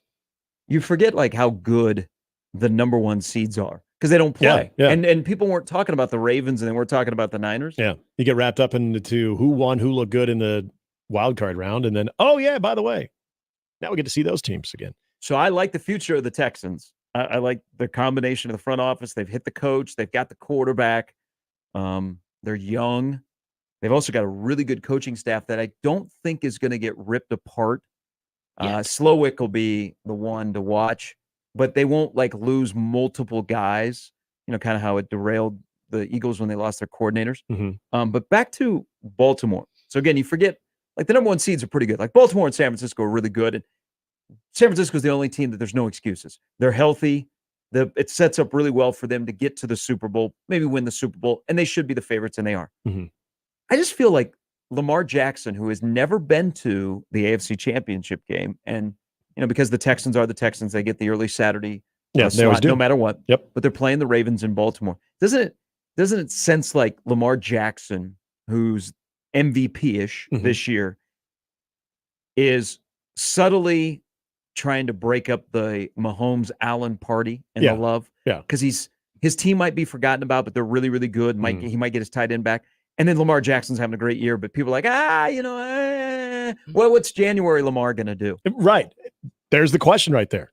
This is the things about Lamar Jackson that have been so good in the regular season, yet in the postseason, and it's not necessarily there's major doubt, because if you've watched his season this year, I don't see how that could lead you to believe like, oh yeah, don't worry, they'll blow it in the playoff type thing. But in the conversation with the AFC quarterbacks too, this is the one thing that Lamar Jackson has yet to really tackle. I mean, you can talk about Josh Allen not quite getting over the hump against Mahomes in the games that matter. Okay, that's fair. But how have his performances been in some of those games? And this is where we look at Lamar Jackson in the playoffs. There have been games where he just has been a shell of himself too. So this is the next big step for a team that's really built. If he is Lamar Jackson the regular season, that team is going to go pretty damn far. Big news in college football. Caleb Downs, the star defensive back for Alabama, is in the portal. So DeBoer has pushed all the right buttons early on. He's hired 3 head coaches to be on his staff. But the portal window is open, so Alabama's roster can get fleeced. And so Caleb Downs is out there. Now, remember, his position coach is at Georgia. Mm-hmm. Does he go to Georgia? He is the top free agent in college football right now. I think that'd be an ideal landing spot. Now, what do they got? 23 days left of that window-ish? I don't know. Some guys are, like they met with the head coach and they're like, I'm all in. Most importantly, Jalen Milroe. Mm-hmm. Then other guys are like, hey, you know what? I came here to play for Saban. Yep. But the hiring of the Buffalo head coach yesterday, the industry is changing. You want to get a job in the Big Two? Group of 5 may not be the way to go nowadays. Where it used to be, hey, go to the MAC and be successful and you get a job in the Big Ten. Yeah. I think the industry is changing on how coaches work their way up to get the jobs in the Big Two and the only 2 conferences that matter. The DeBoer path is one that is obviously very much celebrated, because it is just step by step taking on a job to where you get to pretty much the top of the mountain when it comes to college football jobs. But how rare is that right now? In seeing guys get elevated from NAIA posts to, maybe even an FCS level post to a coordinator job to then all of a sudden you're looking at a head coaching job. Like, as things shift into, again, that whether they're talking the subdivision or the power two, how a lot of that is going to happen within conference too, of coordinators within conference, say Georgia defensive coordinator now going to stay within conference at Vanderbilt's head coaching position. A lot of those things that I think are probably going to be the way that you see it. I don't know if you're taking and I know they were considered a Power 5 when he was hired too, obviously with Iowa State, but Matt Campbell, guy, again, that was kind of climbing the ladder, had a good blueprint that you liked, that, okay, this looks like it's ideal for him to kind of take on this next role. Are those times, are you going to continue to see those with head coaching? Because I think that's a lot of the conversation now as college football kind of shifts into just the Big Ten and the SEC, is when there is a coaching vacancy, it's big money, big names is what you're going to see. TV deals. Mm-hmm. You got 2 conferences that have all the TV money. Yep. And it's been going on. So we all know about the haves and the have-nots. And then you get where you get head coaches of group of 5 programs are going to Alabama to be coordinators or assistants. Yep. That just reiterates the haves and have-nots. I will tell you where this started to change. When Ball State's head coach leaves to go be a special teams coordinator at Maryland, yeah, the industry is changing. Group of 5 and FCS may not look so different in the next few years and beyond. They may actually blend together. But I think if you want to get into the Big Two, the group of 5 head coach isn't necessarily the path to go. All right, 8:35. We'll talk some Nebraska basketball coming up because they have a big game in New Jersey tonight in a maybe the biggest game of the year to this point. You can't afford a bad part of your resume to be exposed tonight. And Rutgers is not great. Do not oversell it. Don't say, oh, no, it's Peichel. Yeah, I like Steve Peichel. I just don't like this Rutgers team. Nebraska's a better team, but it's the road. And we'll discuss when we come back. It's mornings with Sharp and Handley on 1620 The Zone. Gary Sharp, Nick Handley, and Jimmy Chavez. Mornings with Sharp and Handley. Weekdays 6 to 10 on 1620 The Zone and 1620thezone.com. Previously on The Crossover. Brian says after the 0-2 Jamal Lord INT Texas game, I went outside and lit a Husker car flag on fire. Oh my God. I was so angry. The next morning, my mother found a pink glob goo outside and thought someone got sick from alcohol. How does lighting a flag on fire turn into something that looks like pink vomit? Those flags are a weird material. Mornings with Sharp and Handley. The Connor Happer Show. Unsportsmanlike conduct. 6A to 6P. 1620. The Zone. Your Omaha area forecast from the Godfather's Pizza Weather Center and KETV Newswatch 7 on 1620 The Zone. Not as brutally cold on Wednesday, though. Still could see wind chills dip below zero for a time in the morning. Expect increasing clouds as we head throughout the day. Can't rule out a stray flurry in the evening with highs around 20. I'm meteorologist Sean Everson from KETV Newswatch 7. The Zone Hotline is powered by 42 Degrees. The Source. By your mom's house. 1620 The Zone. Traffic. From the Zoom Drain Time-Saving Traffic Center, quite a few accidents to report in this 8 o'clock hour. The earlier one, I-80 eastbound at 42nd, still has that left lane blocked and has stop-and-go traffic back to 84th. Another accident reported Dodge westbound just after 52nd Street. That is causing stop-and-go traffic leading up to that. And another reported 120th and Center eastbound. Do watch out for all of these. They are all causing delays. Remember to stay safe. Wear those seatbelts. I'm Peter Krenzer. This time-saving traffic was brought to you by the Nebraska Lottery. Someone just won a beautiful new blue truck by playing Trucks and Bucks 2023. So there are only 2 trucks left. Better get to a Nebraska Lottery retailer, buy a ticket, and play today. Top prize odds, 1 in 336,000. Finding great candidates to hire can be like, well, trying to find a needle in a haystack. Sure, you can post your job to some job board, but then all you can do is hope the right person comes along, which is why you should try ZipRecruiter for free at ZipRecruiter.com/free. ZipRecruiter doesn't depend on candidates finding you. Its powerful technology identifies people with the right experience and actively invites them to apply to your job. You get qualified candidates fast. So while other companies might deliver a lot of hay, ZipRecruiter finds you what you're looking for. The needle in the haystack. 4 out of 5 employers who post a job on ZipRecruiter get a quality candidate through the site within the first day. ZipRecruiter, the smartest way to hire. And right now, you can try ZipRecruiter for free. That's right, free. Just go to this exclusive web address, ZipRecruiter.com/free. That's ZipRecruiter.com/free. ZipRecruiter.com/free. Rock from the darker side. Disturbed live. You're nothing among it down with the sickness. Take Back Your Life Tour, January 29th. CHI Health Center Arena. New album, Divisive, available now. With special guest, Falling in Reverse. And Plush. Tickets are on sale now at Ticketmaster.com. Don't miss Disturbed live. At Big Brothers Big Sisters of the Midlands, one youth, one mentor, plus one moment could unlock limitless potential. When you sign up to become a mentor, you're matched up 1-to-1 with a child in the Omaha community. Sign up today at mentoromaha.org. Email unsportsmanlike conduct on the Equitable Bank Zone inbox with whatever is on your mind, from your hot takes to what you think is one.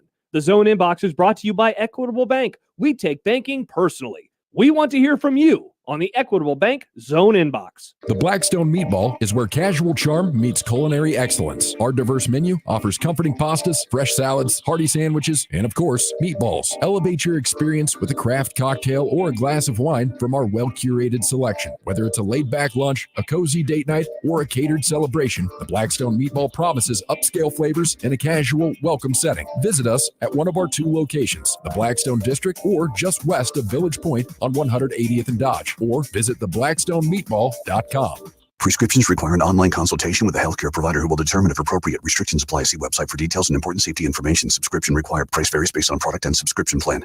Hey guys, did you know there's a generic form of Viagra that works just the same, but is 95% cheaper? And you can get it online? Just go to hims.com/radio. Through Hims, you'll get a free medical consultation, discreet shipping if prescribed, a 100% online process, and trusted generic alternatives to the name brands at up to 95% off. That's right. Get generic for Viagra, the same active ingredient as brand name Viagra, but for 95% less. It's the same medication, still prescribed by a licensed medical provider, but with zero copay, no expensive appointments, and no awkward face-to-face conversations. To start your free online visit, you need to go to this exclusive address, hims.com/radio. That's hims.com/radio for your free online visit. hims.com/radio. And we're back. Mornings with Sharp and Handley. Here's Gary, Nick, and Jimmy on 1620 The Zone. All right, tonight, if you like offensive rebounding and you like your blue or you like your red Nebraska, they need to be good in that category. Both games tip at 6. UConn, Creighton, right here on the Zone. Nebraska, Rutgers. Quick update, though. College football never stops. The portal is wide open. Jim Harbaugh, don't know what he's going to do. How about the Falcons? You think they want to move away from Arthur Smith as soon as possible? They interview Belichick and Harbaugh. FanDuel has put out a couple of lines for the 2024 season. The opening weekend, which is fantastic. Georgia, 12.5-point favorite against Clemson. That game's in Atlanta. Texas, 1.5 favorite at Michigan. LSU, 6-point favorite over SC in Vegas. FSU, 12.5-point favorite over Georgia Tech. That game is in Dublin. A&M, 1.5 favorite over Notre Dame. Also on opening weekend, before they come to the old grandma on 10th and Vine. Colorado is a 7.5-point favorite over North Dakota State. I'm rolling with the Bison. Yeah. Also, the look-ahead line, Ohio State is a 6-point favorite over Michigan. There are no Nebraska lines out for this. No UTEP. Damn it. All right, Random Mike joins us. Random Mike, did you hear Kevin's call earlier this morning? No, I did not. Good, that's good for you. What can we do for you? Can you tell me what he said briefly? We're not really sure. Yeah, it was. It's on the radio replay, though. Yeah. Okay. All Segment 3 right. for those that are wondering. Okay. Hey, one thing I got a really good feeling about is the older guys, the older transfers on Nebraska's basketball team. And if you paid attention to what Josiah Alec, I love this guy. How about this brother-sister act? Have we ever had anything quite like that? Yeah, Alex, brothers and sisters. No, that I can recall. He was angry at himself and angry at his teammates. That's a good thing, don't you think? Yeah, he's a good soundbite who is kind of the vibe of that team. But you put it out there after the Iowa game, Mike, then I expect an entirely different defensive mindset tonight. Absolutely. Because you can't throw that. You were talking about getting. Yeah, you can't throw that out there as one of the leaders on the team and then have nobody respond. That's not a good look. Like they don't call me random for nothing. What's the latest on the West Side quarterback, where he's going? Rizak? I know you love him. I love him. Where's he going? He is going to Notre Dame. He's going to follow his brothers. So Teddy and Anthony will both be at Notre Dame. And they'll both be on the field for that game at Kyle Field next fall. Don't you feel like Nebraska should have both Rizak brothers, not Notre Dame? Yeah, that's a long segment. But you know what? Considering that Dylan came to Nebraska, I think Anthony chose the right place for him. It's all about a fit. Yeah, we wish him the best. Yeah, he went to a place that had an interest and had a plan, and it's going to work out well for the Twins. He's a preferred walk-on there? Yes. Yeah, I expect him to have a scholarship pretty soon, don't you? Yeah, I think opening day will be at least the holder. No, I mean that's a big deal to get on the field at least early on, and then work your way through a quarterback room that always seems to be in transition under Marcus Freeman. Can I ask you guys about the analyst position? Saban, right, had a whole bunch of analysts. He did pretty well. There must be a reason why he did it. If you have an analyst, let's say this former Houston coach, what's his name again? Dana Holgorsen. Dana Holgorsen? Is it possible he may become an analyst here? Yes. It is possible, yes. Now, if you're an analyst, can you be part-time? I mean, if you're a guy like that can be doing a whole lot of things, can you be part-time and, offer your advice and, watch film or whatever, but not be a full-time guy where you can do other things, but still help? Like a consultant? Like you mean like an analyst in Nebraska would be like Holgerson's side hustle? Or he's doing a side hustle himself. He's like driving for Uber. The answer is no. You have to be full-time? In person, full-time, yeah.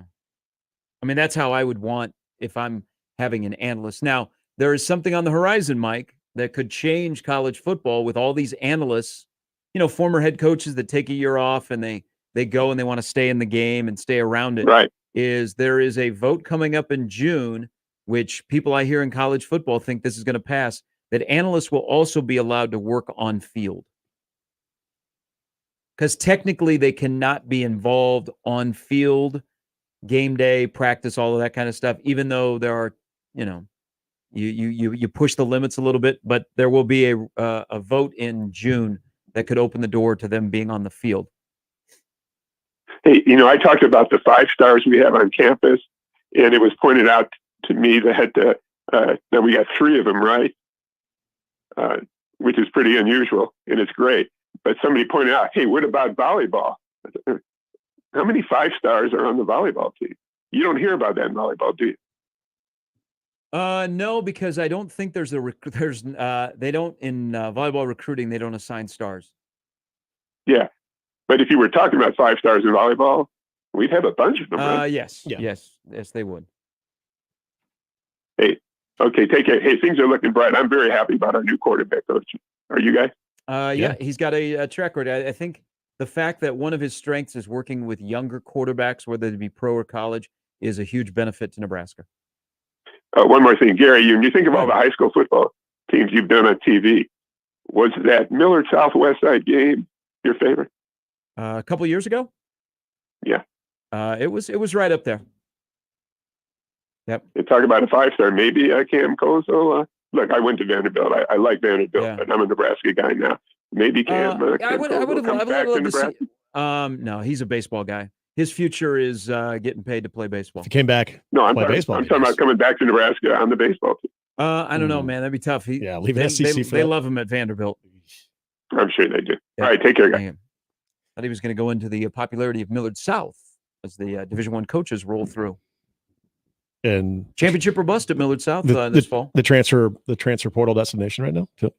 Did you guys do the West Side Millard South game this last year? No, it was 2 years ago. Overtime game at West Side, where Cam Kozel and Anthony Rizak dueled. I don't. The Cam Kozel, if like Random Mike was saying, possible bounce back, or could he bounce back to Nebraska for baseball? This is where sometimes I feel like you got to get into that conversation of it's very cool to be able to play for the home state, especially with baseball. There's a lot of talent here. But this is also the lure. This isn't the Big 12 Nebraska where that was a draw. Big 12 baseball is so good. But Big 10 baseball, it's a lot different. So when you're squarely in good standing too, in an SEC school and a national championship powerhouse like Vanderbilt, something, in my opinion, would have to go really wrong for Kozel to come back to Nebraska and play baseball. Nothing against the baseball program in Nebraska, but even if you are Big 10 supremacy compared to SEC supremacy, it's not even close. So Larry writes in the Equitable Bank inbox, I learned something new every time Random Mike calls into the radio station. Today is the first day. I didn't know he went to Vanderbilt. I didn't either. Yeah, he just kind of snuck that in there too. He likes Cam Kozel. He's never mentioned that he went to Vanderbilt, but Larry wonders if he is the Vandy Whistler. So when he said he went to Vanderbilt, I was about to ask him that, but nah. Mike doesn't come across as the That's Whistler. like a suspense movie the whole time he was right under your nose. Yeah.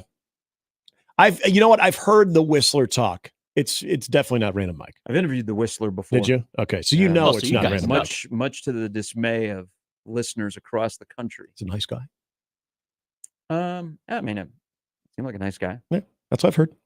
He's very much aware of what people think. He got a dirt nap on Twitter last year, and people freaked out. SEC on SEC fan crime on Twitter. But he is very much alive. And they are very much a preseason top 10 team. Oh, by the way, if you didn't know, what is it? 6 of the top 10 teams in D1 baseball's top 25 are SEC. That's it. Wake Forest is number 1. That Iowa's makes ranked. Kansas State is ranked. Yeah. In the top 25. Yeah. Kansas State in there in the top 25. Will Nebraska be ranked after this weekend? Win tonight at Rutgers, win against Northwestern? Like in baseball? See what my transition I made there? I like it. I'll play. Yes. They win both games. What is the total for tonight's game? So the line is 2.5 for Nebraska and Rutgers. I have not looked at the total. Do you have that off the top of your head there? Nope. I'm going to check, Bill. Let's see. Looks like. Oh, come on. It was fantastic radio. I hear this all the time. Is when people scroll through betting websites to check. Well, let's see here. I was going to look at Fordham being a 2.5-point favorite against Davidson, but Steph Curry is not going to play tonight. 142.5. Okay. So low scoring, low possession, grind it out, get dirty game, pass games against Wisconsin, Iowa, and Creighton, where they speed you up, and then Nebraska tries to play that style. Yeah, because Rutgers doesn't play that style. This actually works into Nebraska style tonight. It does. So they're going to have to rebound. They're going to have to get dirty. Like both of these teams playing tonight are going to have to get dirty. Here's where, don't overthink it.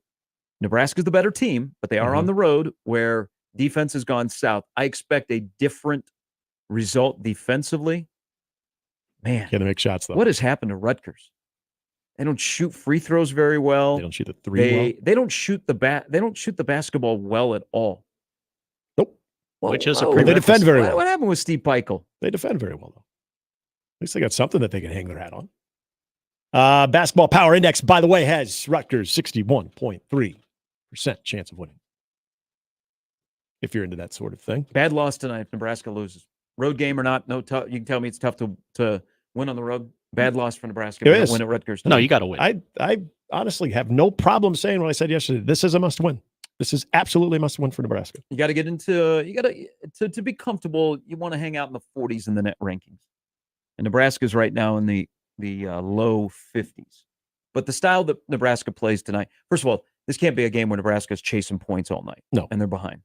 And because it's going to be a very ugly basketball game. But they've won there before. I mean, Hoiberg has won there. But how do you deal, with Hyatt, and how do you deal with the big man inside in Amori? Here's the biggest guy tonight. You've heard me say this. I know who it is, and I totally agree. Juwan Gary. Yep. And this is also not just... And also Bryce Williams. Would be nice if you came back for a road game. Yeah. Yes. Offensively, I would say Bryce Williams is the one guy that I would hope. I still go back to the first half that he had against Minnesota where he took over the game. And there was a big reason that they got off to such a good start because Bryce Williams was a major, major offensive factor. Now, Casey's production, I'd throw the Iowa game out, has obviously been on the rise, but Bryce Williams, what he can bring offensively and kind of accommodate the rest of the scores as well for Nebraska, it's huge. But for Juwan Gary, the ability to get second chances for this offense, especially against a team that defends pretty well like Rutgers does, and then rink mass. I gotta give the big guy credit though too. His minutes, I thought would be pretty limited after the knee scope. He's playing a lot of minutes, and he doesn't really show much signs of fatigue. So him bodying inside, Juwan Gary in there as well, that is going to be very big. But how Juwan Gary is able to insert himself, hopefully early in this game, might tell you all you need to know. Got to be major part of this one. And again, I think Nebraska's going to get some 3-point looks. They've got to knock shots down. Ken Palm has Rutgers 7th in adjusted deficiency. for defense. No, it's not going to be easy. First two, I'll put this on the prediction board for this game. First to 60 wins tonight. I like it. It's going to be that type of game. I mean, I feel like this is 65-60 ball game. And I want to feel like Nebraska, again, what they've shown with their ability to bounce back from bad performances, but also on the road against a team that doesn't run, I think are key factors allowing them to defend better. And let's face it, I just don't know. This is where I have come around on Nebraska offensively, where in years past they've had, I mean, almost every game you would just have major offensive droughts. I feel like they offensively can bounce back, especially beyond the arc. So well, they have to find an identity where it doesn't matter if they're wearing white uniforms or red uniforms. They look exactly the same. Defense can travel. Defense can be portable. But they're going to have to get dirty tonight. They're going to have to win the rebounding battle, especially in the offensive glass, because what Rutgers doesn't offensively isn't great, and they try and play a little bully ball. And so they make you take bad shots, and you get into ruts and you get into scoring droughts. And the next thing you know, Rutgers, which not prolific offensively, during your scoring drought, they outscore you 6-0. But they're up 8, and you're chasing points again. Yep. All right. A little bit, we'll talk the UConn perspective of the big game tonight at Stores. Grab your $2 beers. Creighton. Bring your white shirt. Greater than Creighton. Only costs $1 to have $1 beer night. $2 at Creighton. Does it say the size? It's got to be the little cups. Little 12 ounces? And wearing a white shirt, you said? Oh, that's just going to get stained. Do they provide, since the whiteout, do they provide it? No. Or is it bring your own white shirt? Yeah. Bring your energy, bring your white shirt, and your $2. Go get the Hanes 2-pack or whatever. Yeah, the most uncomfortable shirts in the world. See, that's the one thing about those the T-shirts that they typically would give out at, like, especially the college the whiteouts. Hanes BPT. Oh, those things are all extra large. You'll never wear those again. Maybe you cut the sleeves off and you do them during mowing, but you'll never wear those things again. I still have a few of my college T-shirts from games.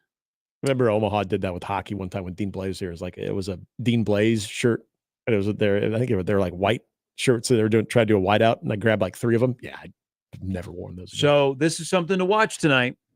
This is Ed Cooley. This is a quote last year from Ed Cooley when they played on $2 beer night at Gamble. Ed Cooley said of his then Providence team, "I thought we were soft, not connected. I think the crowd had something to do with that. So the $2 beers worked." Oh, no. And it's Creighton, which they already don't like and haven't had success against. Challenge accepted. Don't be soft on $2 beer night. On Ryan Kalkbrenner's birthday. Alex Caravan last year said, we might need to continue $2 beers because I never heard Gamble that loud. I wonder why. It's amazing $2 beers has that fact. Mornings with Sharp and Handley on 1620 The Zone. Mornings with Sharp and Handley on 1620 The Zone and 1620thezone.com with Gary Sharp and Nick Handley. Remember, no matter how you listen, it's still AM radio. 1620 The Zone. Host is roasting every morning. Host is roasting every day. Since 1972, family-owned and locally roasted Host Coffee Service has been roasting the finest coffee for businesses and restaurants. If you're ready to change to a better coffee provider, it's time for Host Coffee. Omaha's best coffee since 1972. Host Coffee is always roasting something good for you. Hi everybody, Kent Pavelka here with why I chose Everlevel Concrete Repair for my driveway. They do it all. They fix cracks, lift sunken slabs, protect the finished product from deterioration, and all at a fraction of the price of replacement. It's not a Band-Aid like other repair methods. Everlevel's products are designed to last, which is why they've been voted Best of Omaha again this year. Better yet, it all comes with a transferable warranty. Protect your concrete before winter. Call Everlevel today for your free inspection. Everlevel, they make your driveway Everlevel. Level up. Creighton Sports Update. Creighton tennis is back. Men's and women's tennis return to home action for the 2024 season this Saturday at the Hanscom Indoor Tennis Center for back-to-back contests. The women's team will kick things off at 3 p.m. against Wichita State, followed by the men's team at 6:30 versus Air Force. Tennis matches are free for fans to attend. To follow along on all things Creighton athletics, visit gocreighton.com. 1620 The Zone proudly supports Creighton Athletics. Wesley Financial Group is not a law firm. This story is called The Ugly Truth About Timeshare. If you think you've done your family a favor by buying a timeshare, you need my help. Hello, I'm Chuck McDowell, founder of Wesley Financial Group. 10 years ago, I started helping folks cancel their timeshare. In the process, started what's now called the timeshare cancellation industry. The ugly truth is when you buy a timeshare, you can't tell me how much it's going to cost or when it's going to end. I recently helped a couple that had their maintenance fees go from $800 to $3,200 a year. They also received a $4,000 assessment for a hurricane that was over 1,000 miles away. Sound crazy? The crazy thing is this never ends. Call my office now. If we take you as a client, I guarantee we'll cancel your timeshare or you'll pay nothing. Call for your free information kit. Call 800-462-3333. That's 800-462-3333. 800-462-3333. Prescriptions require an online consultation with a healthcare provider who will determine if appropriate. Restrictions apply. See website for details and important safety information. Subscription required. Price varies based on product and subscription plan. Hey guys, did you know there's a generic form of Viagra that works just the same, but is 95% cheaper? And you can get it online? Just go to hims.com/radio. Through Hims, you'll get a free medical consultation, discreet shipping if prescribed, a 100% online process, and trusted generic alternatives to the name brands at up to 95% off. That's right, get generic for Viagra, the same active ingredient as brand name Viagra, but for 95% less. It's the same medication, still prescribed by a licensed medical provider, but with zero copay, no expensive appointments, and no awkward face-to-face conversations. To start your free online visit, you need to go to this exclusive address, hims.com/radio. That's hims.com/radio for your free online visit. HIMS.com/RADIO. Tonight, the Creighton Blue Jays get their first crack at the defending national champions. It's the Creighton Blue Jays and the Yukon Huskies. Pre-game coverage begins this evening after unsportsmanlike conduct at 5:30. Tip-off is at 6. Blue Jay basketball on 1620 The Zone and 1019 The Keg. Like eating out? Like saving money? Then get to Cobb's at 180th and Center, Shadow Lake Town Center, or 72nd and Jones for their daily specials. Tuesday is $3 off all burgers and sandwiches. Wednesday, buy any specialty pizza and get a one-topping 50% off. Then Thursday, all wings are $1 each when you order 10. And this just in, Cobb's in Shadow Lake now offers delivery. Click CobbsPizza.com to see the menu. Cobb's, pizza, and so much more. Now back to mornings with Sharp and Handley on 1620 The Zone.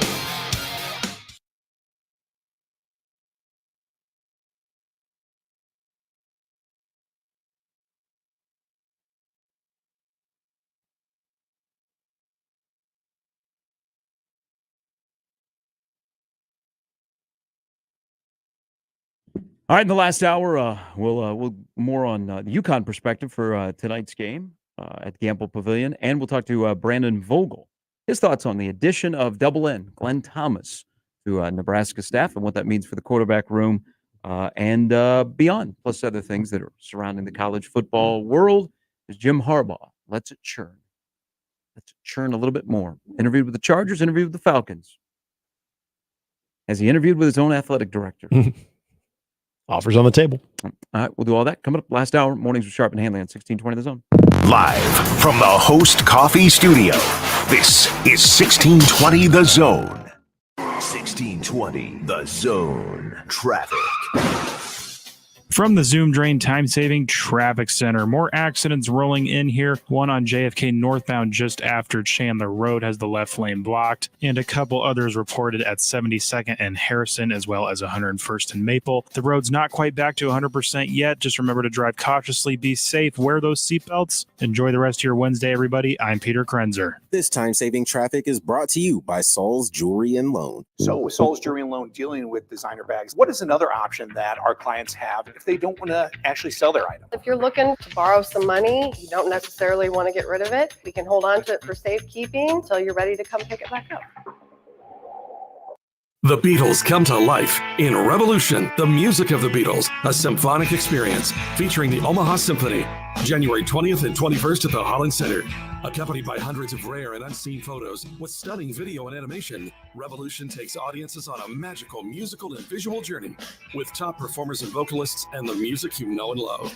Tickets start at $20. Visit omahasymphony.org to get your tickets today before Revolution, the music of the Beatles, a symphonic experience, sells out. Hey folks, Kent Pavelka again to tell you about your local concrete experts at Everlevel Concrete Repair. Now, if you have cracked, uneven concrete, Everlevel can fix it at a fraction of the cost compared to replacement. This is no Band-Aid. Their products are built to last. It gives your concrete the durable protection it needs, and there's still time. I chose Everlevel for my driveway, and I've got peace of mind with their long-term transferable warranty. Everlevel's products and customer service are top-notch, and that's why they've been voted Best of Omaha again this year. Say it with me. Everlevel, Everlevel, Everlevel. Cards issued by Sutton Bank and Celtic Bank, members FDIC. Terms and conditions apply. Are you the decision maker in your company? Consider this. For the first time in decades, there's a better option for a corporate card and spend management platform.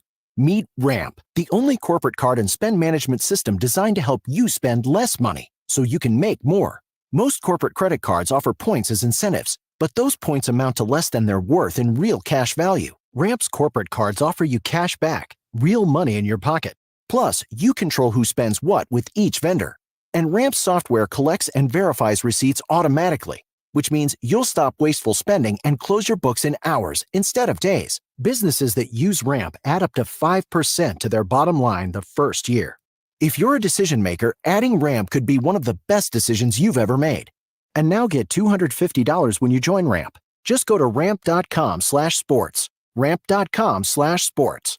ramp.com/sports. Is debt stressing you out and keeping you from enjoying your life?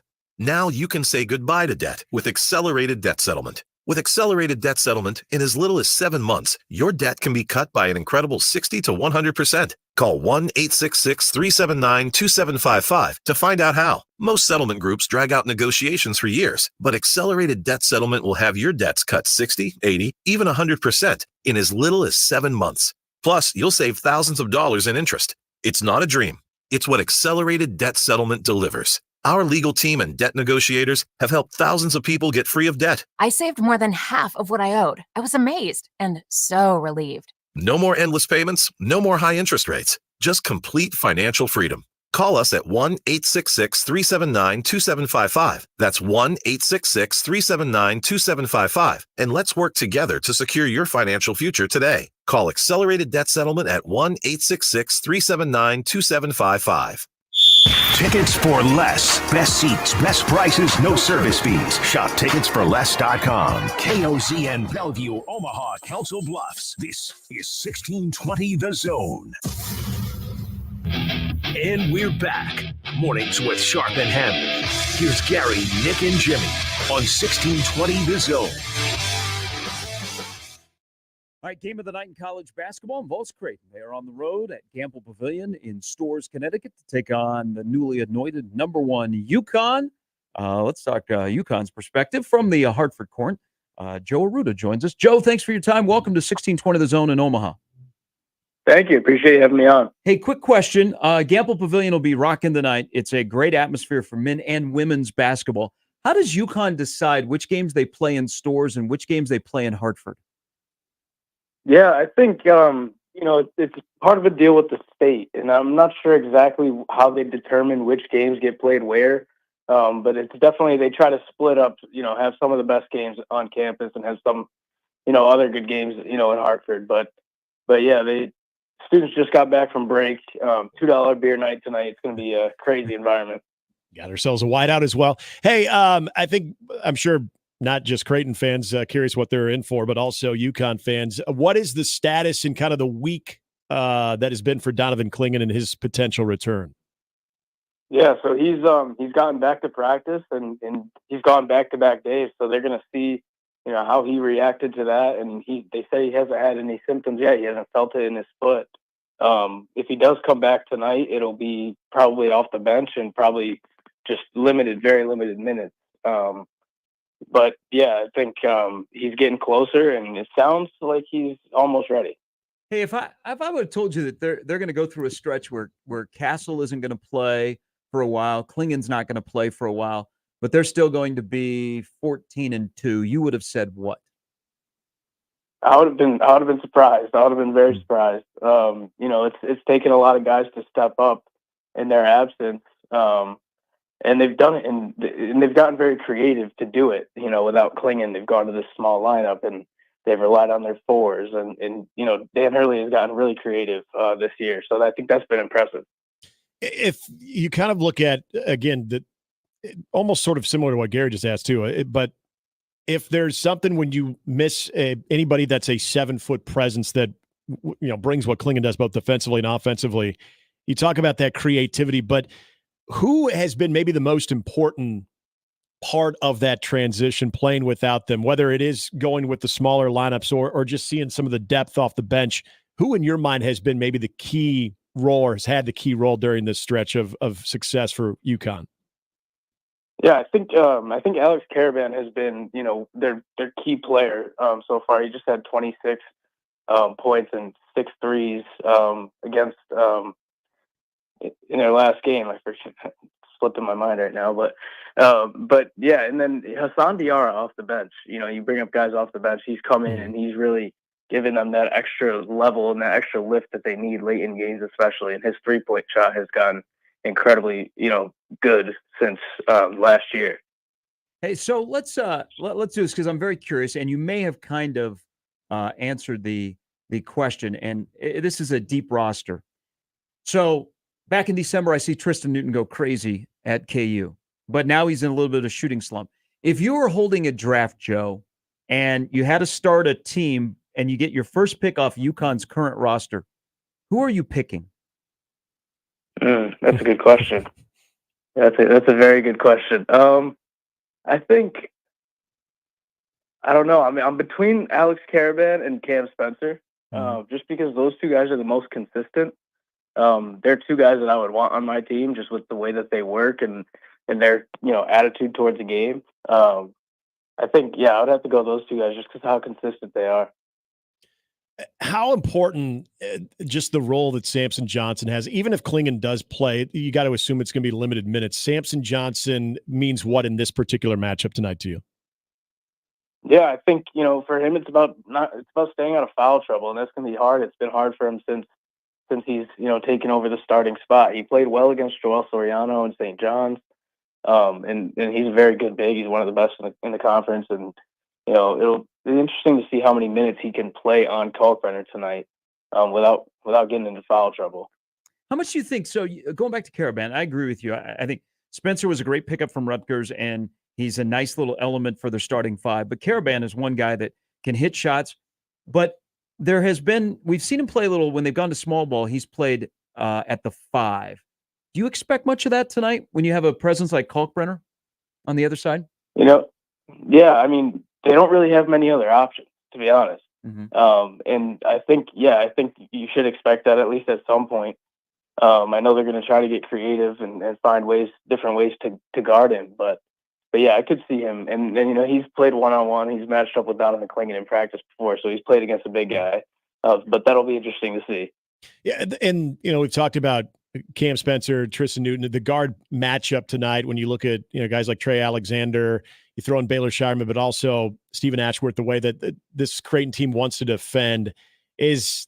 I know there's going to be a lot of emphasis of what happens in the paint, but is that kind of the marquee matchup tonight too, is how the guards are defending and how that plays out?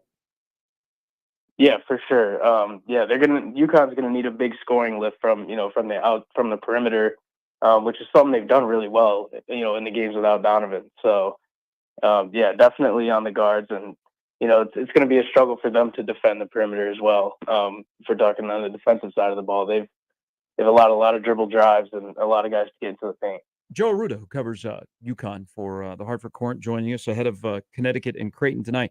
So Stephen Castle is a lottery type guy. I mean, he's a big-time recruit that shows up in stores. And I know there's been a lot of comparisons on his game to Andre Jackson Jr., who was a huge part of the national championship team last year. So it's a slow start, injured at the beginning of the year, trying to get back into the mix as a young guy with a very talented roster. And then all of a sudden you wake up and Big East play starts and he's a dude. What do you see when you see him? And do you see those same qualities as an Andre Jackson Jr., who is in the NBA now as a rookie with the Bucks. Yeah, him and Andre, they do have a very similar, basketball IQ. They know what to do. Obviously, Castle's a freshman, so he's still got room to grow in that aspect. But yeah, I mean, the athleticism and the different things that they're able to do, moving the ball and setting up their teammates for, playmaking, shots and things like that. The way that he's able to use his talent and his natural sort of frame and everything. He's been guarding the 4. He's been playing every position on the court. And I think that really says a lot about him, and he's really gotten a lot better. I think he does have a better offensive game than Andre did. But yeah, I mean, his shot really hasn't started to fall, but they don't really need it yet. Yeah, and with his injury, but also just kind of seeing elevated play in Big East, how much of just the overall play that he's seen, the competition that he's seen, that has really kind of helped him sort of evolve and grow into where he is right now? Yeah, I mean, he's had a ton of, tough matchups, and, the way that he's, it's interesting because the role that he's playing at the moment is going to be, I think, different than when Donovan is in the game, because they're asking him to do so many different things that he really didn't do in high school. In high school, he's a point guard that took the majority of the shots, and now he's playing in this system, and he's learning how to play with UConn's guys, and he's surrounded by shooters, and I think his role will change a little bit when Donovan comes back. But yeah, I mean, he's definitely meshed well. Hey, should we expect a kinder, gentler, calmer Danny Hurley as a 51-year-old compared to being a 50-year-old in which he won a national championship? No. No, Hey. I wouldn't say so. Hey, so you know what we see? So we see him game day, we see him on the floor, we see him ranting and raving. But oh, by the way, the guy can coach. I mean, he's a national championship coach. There hasn't been many back-to-back champions in college basketball, but in a year where I don't think, Joe, there's a dominant team, UConn is in a good position to possibly repeat. What is the Danny Hurley that we don't see or watching UConn on a nightly basis that you have been up close with covering him on a daily basis? Yeah, I think he's a really smart guy, obviously. I mean, he doesn't look like that smart of a guy when he's on the sideline doing, what he does, making his faces and things like that. But he really is a really smart guy. He grew up in basketball. Basketball is everything that he knows. And a lot of the stuff on the bench is, just getting energy for the team, and really during games, he's all about his guys. He's all about rooting them on and things like that. So yeah, I think he's a lot. He's still hot and excitable, but he's definitely he's measured and he knows what he's doing. Okay, so and I know this is part of it, and I know his presence is part of it, and this team playing without Klingon and still showing that they're very confident and they can beat you in so many different ways.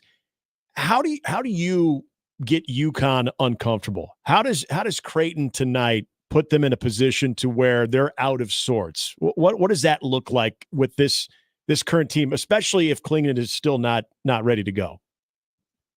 Yeah, I think it's the second chance points. They've struggled defensive rebounding without Klingon. It's getting them into foul trouble, driving into the lane, just really, making them uncomfortable in that sense where, maybe Caravan has to go to the bench for a little bit. That's what happened against St. John's. They were able to manage that. It happened against Butler too. Foul trouble has really been an issue because they don't really have that much depth in the front court. Johnson's really their only center. They have Singare, who's a freshman, but he's played very limited minutes and only when they really need him. But yeah, the depth really, that matchup at the 5 is really one that's going to be important. Hey, Joe, we appreciate your time. Enjoy tonight's game. I know you can't partake in the $2 beers, but you'll be partaking in what will be an absolutely crazy atmosphere. All right. Thank you, guys. That's Joe Arruda, covers UConn basketball for the Hartford Courant. You know what? That's a good beat to have, men or women. Yeah. Not bad. Just do both. And look at the 2 head coaches that you're covering. Right. You get Gino, you get Hurley. They got a little bit of personality. Each one of those guys it brings a little something different to the enthusiasm of the game and their team as well, and the amount of eyeballs. Now, I would say It is maybe a little rare that I wouldn't say maybe as much now because everybody knows Hurley, but Gino Auriemma is still probably the more well-known guy. If you're traveling throughout the country, people probably recognize Gino before they recognize Hurley. So that's a little rare. But both guys, yeah. How many programs have that? Where you've got your men's basketball program, your women's basketball program, where you've got not only the success that obviously both have, but also the coaching, the antics that are must-see and must-cover as well. Jay chimes in on the stream. He's absolutely right. It's Kalkbrenner's birthday today. Yeah. $2 beer night for so his Hurley's was yesterday. Face Sonogo. That's true. Did I tell you my brush with future Kalkbrenner? No. So back to going to the airport here in Omaha, where it's easy to get in and out. I was in a Mr. Pre-check, standing there, and a very name-dropping influx a very athletic-looking older man was behind me. Yeah, and we started up a conversation. I can't remember about what. And he said, it might have been like the night before Creighton played or something like that. And he said, yeah, I was at the game. And I said, oh, okay. And I said, you look familiar. I did one of those. You look familiar. Yeah. I go, you didn't work the game, did you? And he goes, no. He goes, I was there watching my future son-in-law. Oh. And so I'm going, ding, ding, ding, ding, ding. I wanted to say, when you were at Iowa wearing number 32, I was like a fan. It was Mike Saunders, whose daughter, of course, athlete at Creighton, is engaged to Ryan Kalkbrenner. So I'm like, So Kalkbrenner 22, is that right? Yeah, it's not his 22 today. It would be kind of fun if it was his 21st on $2 beer night.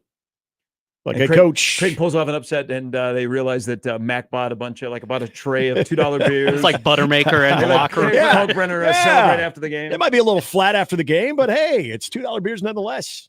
The taste of victory with it as well. Nothing sweeter. Yeah, hopefully they are able to celebrate a little bit. They'll have a post-game meal. Would they have, maybe a cocktail? Could they, if they win tonight in celebration of Ryan Kalkbrenner? Come on. No. Live a little. It's about recovery. You got Seton Hall, man. It never stops. Oh, you can go low-carb beer, can't you? It's not Len Dawson having a heater at halftime of the Super Bowl. Taking down a dart. And a Fresca. Yeah, this isn't old Sharpie doing the wheeling nailers where guys are hammering beers after the game, and Glenn Patrick, your head coach, is doing a case of Natty Light on the bus from Trenton back to Wheeling. Now the question is, how many of them were doing pounding a couple beers before the games too? Now, no, because those guys are pros; they get paid, so they're very careful. But after the game, they know their bodies. They just, I think you probably just say, happy birthday. Do you think John Fanta? Do we need to tweet at John Fanta if he knows that it's Kalkbrenner's birthday? Because I'm sure he will mention. So Raftery will mention something about Hurley being 51, and they'll joke, and they're like, I got 30 years on him. Mm-hmm. I wonder if they will mention that it's Kalkbrenner's birthday. I bet he knows. And if he doesn't, he'll know by broadcast time. Raftery will like him some. Or the lead has already been written for like a John Wilson story on the World Herald. Yeah. Is a birthday gift for Ryan Kalkbrenner. Mm-hmm. Oh, I could do this in my sleep. Creighton pours cold beer over UConn's #1 ranking on $2 beer night. That's probably a little lengthy headline. But... Party foul, colon. Oh, I like that. Party foul. There you go. Yeah. Journalism degree to good work. Party foul. Jay's upset #1 UConn. All right. When we come back, so we still got Brandon Vogel ahead. We'll pepper him with questions about Glenn Thomas. And 2 N's versus 1 N. Yes. But questions about Jim Harbaugh now into the Equitable Bank inbox, what he is going to do. Interesting. Michigan's a 6-point underdog against Ohio State. You realize Ohio State may, when all the dust settles about movement and portal, it would surprise you if Ohio State was preseason 1 or 2 behind Georgia. It wouldn't. That wouldn't. It wouldn't. It wouldn't. But questions about Harbaugh, who we don't know what he's doing today after interviewing with the Falcons. We'll get into that when we come back. It's Mornings with Sharp and Handley on 1620 The Zone. Gary Sharp, Nick Handley, and Jimmy Chavez. Mornings with Sharp and Handley. Weekdays 6 to 10. On 1620 The Zone and 1620thezone.com. The Connor Happer Show. Had a bad experience, Josh. Would you like to talk about it? In high school, I had a girlfriend who was trying to change my appearance to be more like Harry Potter. I don't know what tipped me off. You were like, are you trying to Harry Potterize me? I don't know if those were the exact words, but that was pretty much the beginning of the end for that. Wow, what a time. The Connor Happer Show. Weekdays from 10 to 2 on 1620. The Zone. Your Omaha area forecast from the Godfather's Pizza Weather Center and KETV Newswatch 7 on 1620 The Zone. Not as brutally cold on Wednesday, though. Still could see wind chills dip below zero for a time in the morning. Expect increasing clouds as we head throughout the day. Can't rule out a stray flurry in the evening with highs around 20. I'm meteorologist Sean Everson from KETV Newswatch 7. Hi, this is Doug Nodgard with Equitable Bank. Great service never goes out of style. When the digital age dawned, many said computers would be able to handle many of the interactions that used to take a person. Boy, were they wrong. How many times have you called your bank and gotten a recording to press 1 or 2? Not at Equitable. Not only does Equitable answer your call on the first ring, it's answered by a human being. That's because Equitable Bank values its customers. Equitable Bank, we take banking personally. Member FDIC. The GOAT is coming to Kansas City. Sporting KC will host Inter Miami and Lionel Messi, the greatest of all time, at the loudest stadium in the world. See Johnny Russell, Alan Polito, and the rest of your hometown team take on Messi, Luis Suarez, and more at GEHA Field at Arrowhead Stadium on Saturday, April 13th. It's the soccer capital of America versus the greatest of all time. Get your tickets while you still can at sportingkc.com.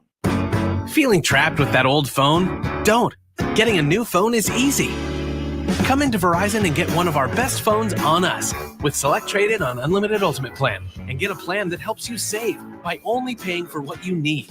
Act now and get a brand new phone at your Verizon store today. $999.99 device payment or full retail purchase with new smartphone line on Unlimited Ultimate Plan required. Less up to $1,000 trade-in/promo credit applied over 36 months. Promo credit ends if eligibility requirements are no longer met. 0% APR. Trade-in conditions apply. 1620 The Zone is on location Friday, January 26th at American Cancer Society's Hope Lodge, Nebraska in support of the Creighton Pink Out Game, a free home away from home for cancer patients and caregivers. You can find details on 1620thezone.com and at cancer.org/pinkout.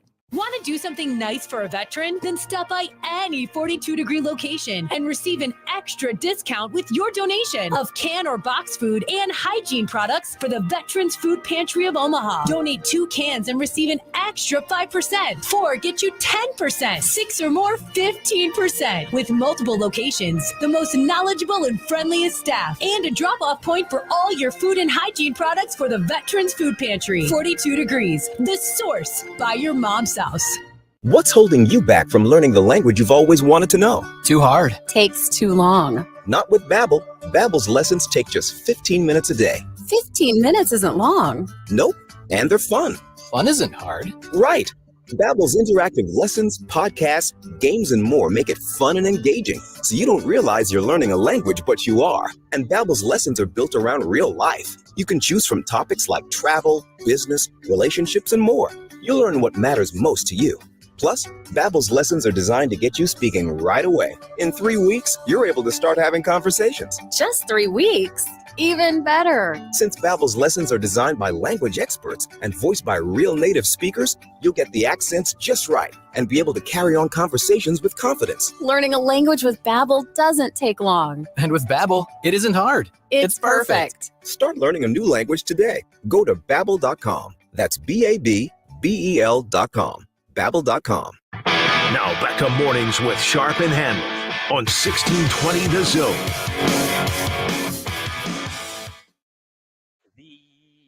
Rush.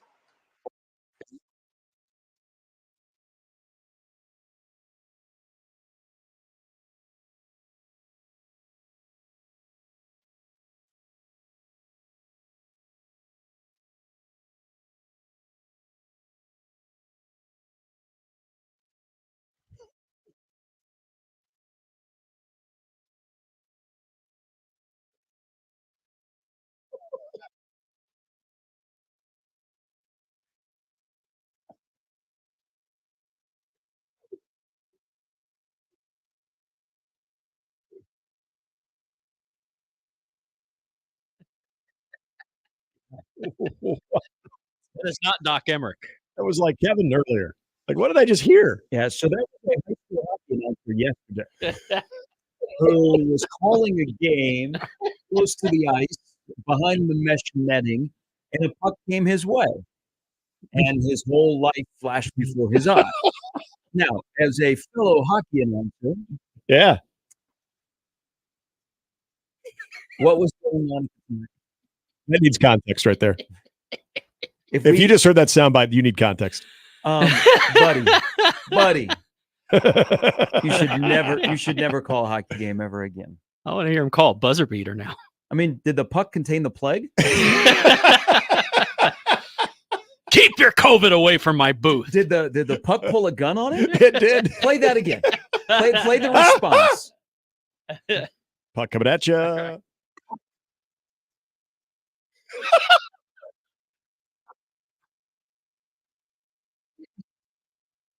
Two strikes. He really does collect himself. It's a quick rebound. Okay, so that reminds me of. Now we do have the puck never hit him. No. So The net. Yeah. Look, we've all. Hey, that should be a draw. Hey, no. John Sterling, the 80-plus-year-old voice of the Yankees, got hit by a foul ball this year. Didn't miss a beat. He just went, oh.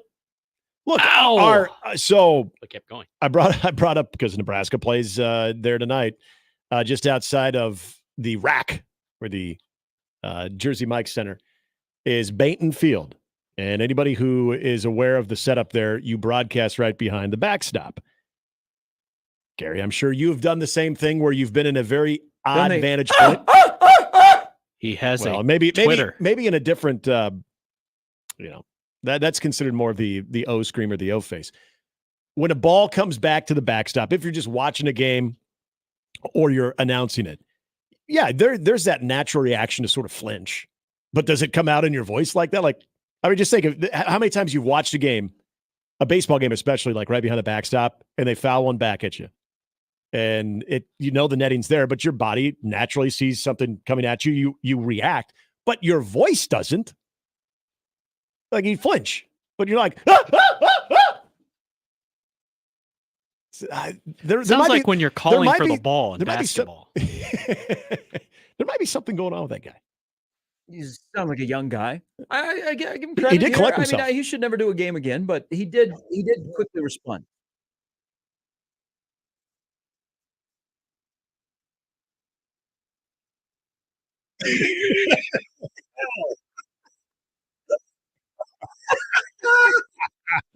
Ow.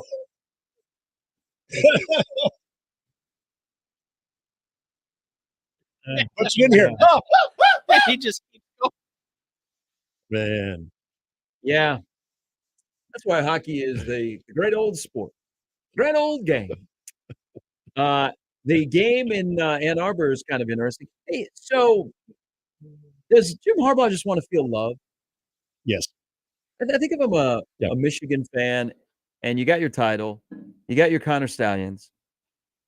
Harbaugh went from the Chargers to the Falcons. Just get it over with. Go to the NFL so we can move on. Yeah. But isn't it interesting that now, all the leaks that are out there about his contract, which is 6 years, $11.5 million, it's on the table at Michigan.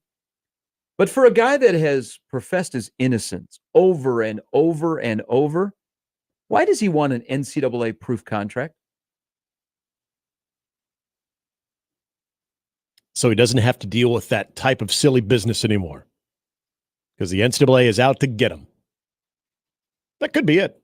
He might just think that he's a target. He can hit that and forever will be a target. From a guy that is claiming his innocence, I thought. Mm-hmm. If you're innocent, then what do you need any protection against the NCAA?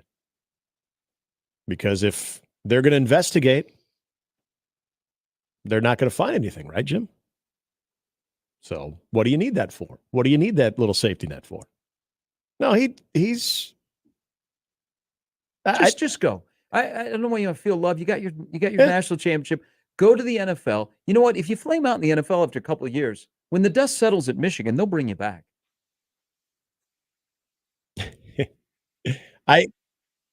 I've found myself wondering that even a couple years back is Jim Harbaugh really ready to move back over to the NFL, which I still think he is. Or is it just a opportunity to remind the fans, hey, I know some of you, especially if you go back to the COVID year, and then when it was really, really close to getting a deal done with the Vikings, that it was almost that constant reminder of, you don't know what you got till it's gone. Like there are certain people. We know Jim Harbaugh is one of one, but I do think there is a element to Jim Harbaugh that likes the praise, or at least likes to be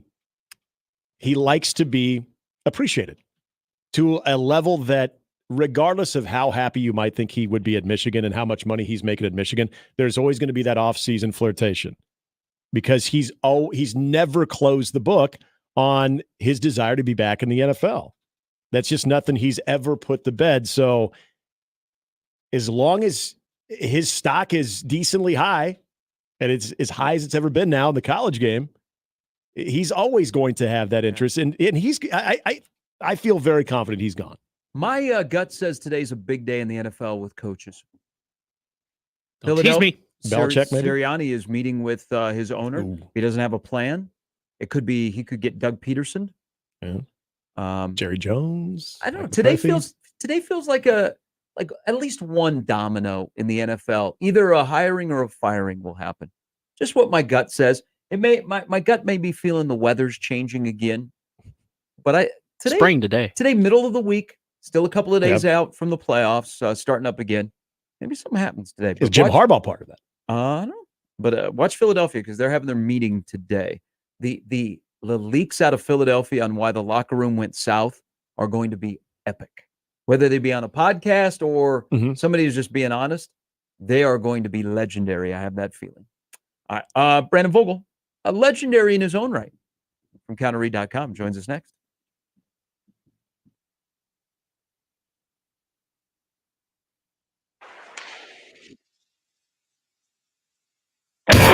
Mornings with Scarf and Handley on 1620 The Zone and 1620thezone.com with Gary Sharp and Nick Handley.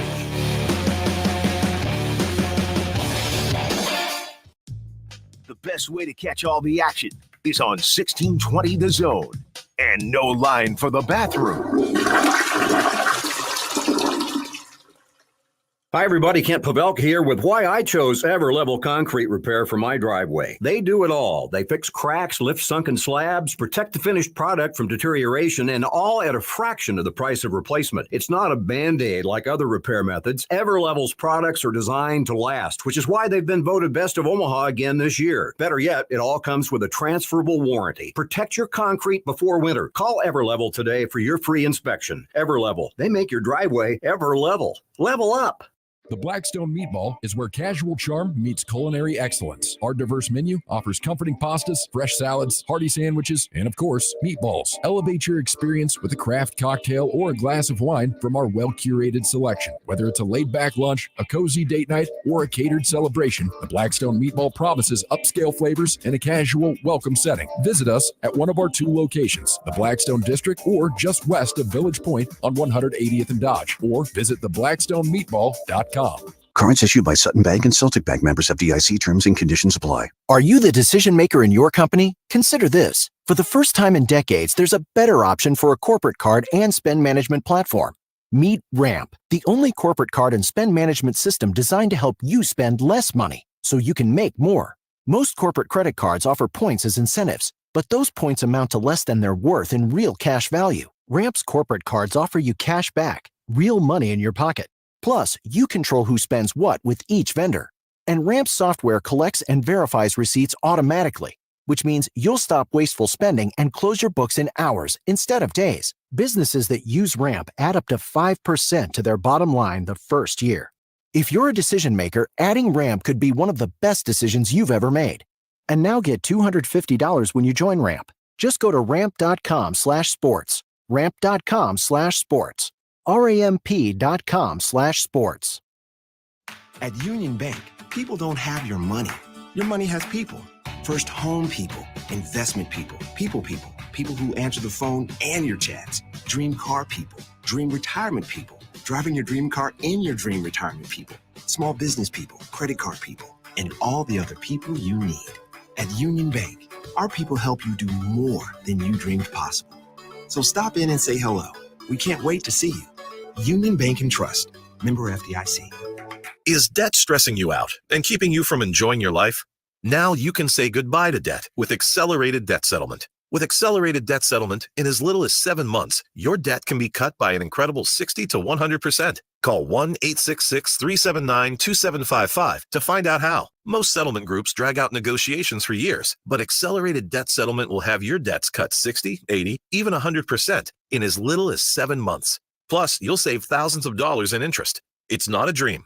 It's what accelerated debt settlement delivers. Our legal team and debt negotiators have helped thousands of people get free of debt. I saved more than half of what I owed. I was amazed and so relieved. No more endless payments, no more high interest rates, just complete financial freedom. Call us at 1-866-379-2755. That's 1-866-379-2755. And let's work together to secure your financial future today. Call Accelerated Debt Settlement at 1-866-379-2755. And we're back. Mornings with Sharp and Handley. Here's Gary, Nick, and Jimmy on 1620 The Zone.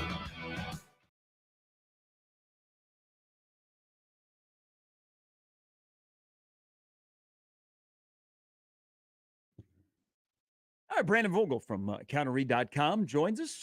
Good Wednesday morning, my friend. How are you? I'm doing well. How are you guys? Good. We won't. We try to have a debate about if you meet a Glenn that has one N or a Glenn that has two N's, what that means.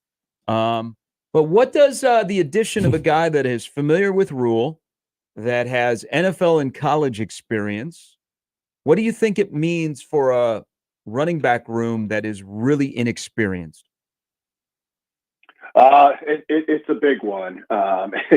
Looking over Thomas's kind of career path to this point, it's interesting. You mentioned the shared experience with Rule, but he basically started coaching. Started working his way up the ladder, at least, as soon as he grabbed the early years with the Falcons. He's been with QBs. So I think that kind of tells you where his area of interest and expertise lies. I think when you look at Satterfield and his preference to call games from up top, having a guy who can converse directly with the quarterbacks on the sidelines is a pretty big piece of it. And, in Nebraska, obviously it wants to do this for all of the players on its roster and on its future rosters, but it's got a lot invested in Dylan Raiola working out for them. And having a guy with this amount of experience, I think, only helps. Hey, that is a fantastic point that it hadn't even dawned on me about Satterfield, because it wasn't until the end of the season his preference is to be upstairs. That's a great point. That's something to monitor. Yeah, and I think you saw Rule have a lot of those conversations late in the year with the quarterbacks. With the way November went, there was the need for a number of those conversations. Here you've got a guy who can take those guys from Sunday post game to the next Saturday and be with them all week in practice. It'll be kind of the same voice they're used to hearing. So I think it's a piece of this that's kind of real.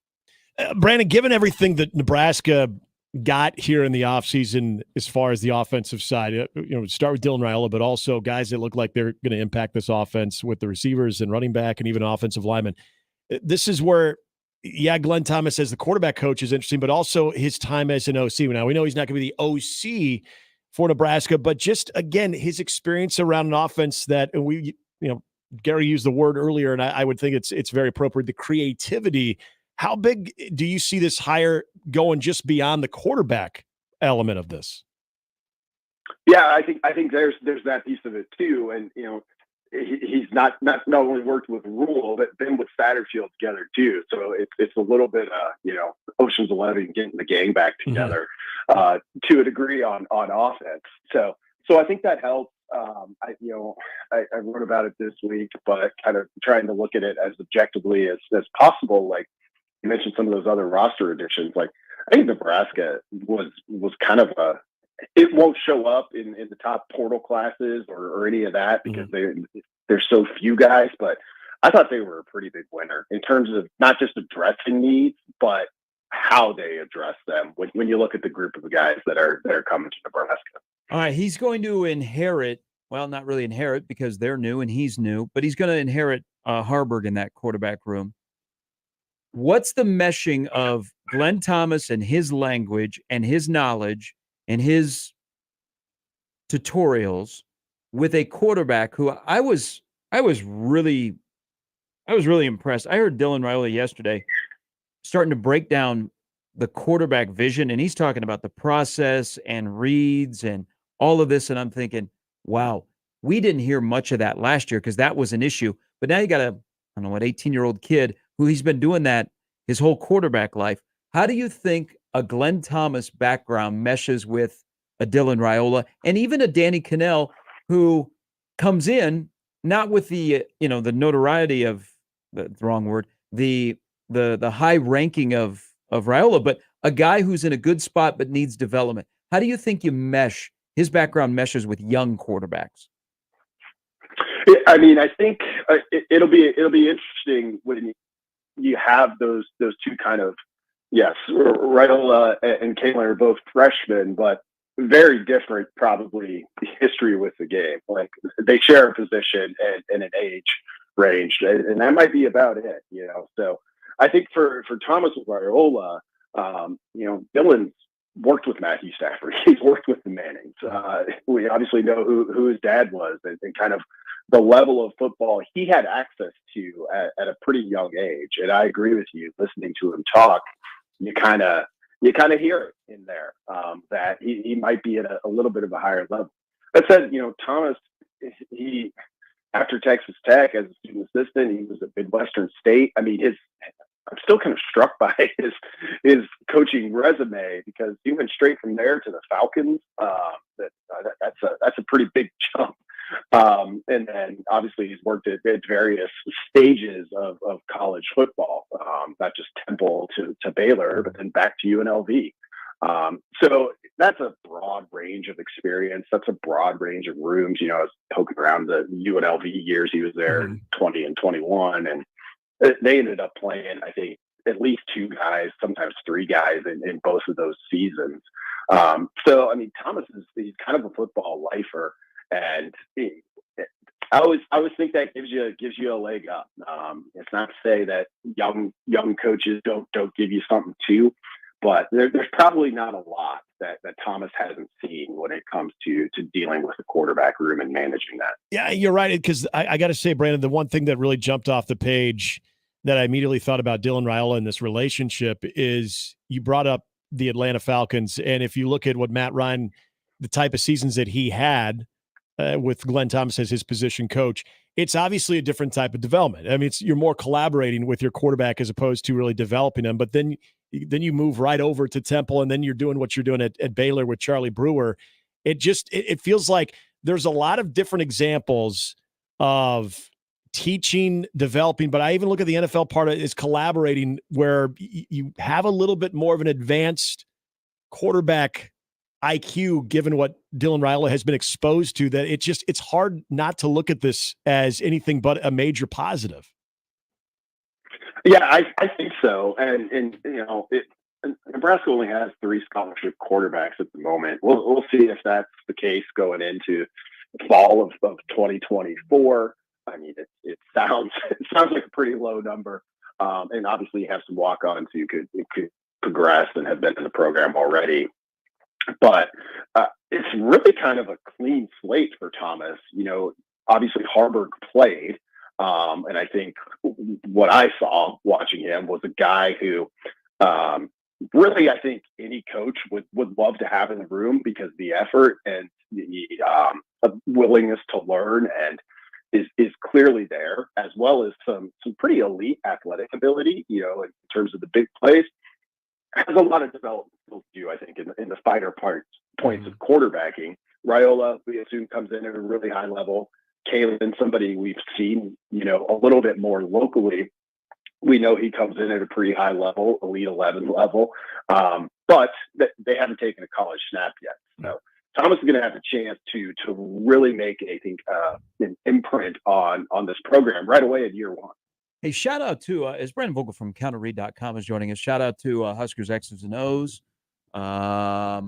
He came up with the numbers when Thomas and Rule are together, even with Satterfield involved, because at their different stops, they've all been together. It seems like when Thomas shows up, Satterfield has to go to tight end coach. But with Thomas and without Thomas, but Satterfield's still here, the offense is completely different. And a couple of those go-arounds, Thomas had a title, a co of OC.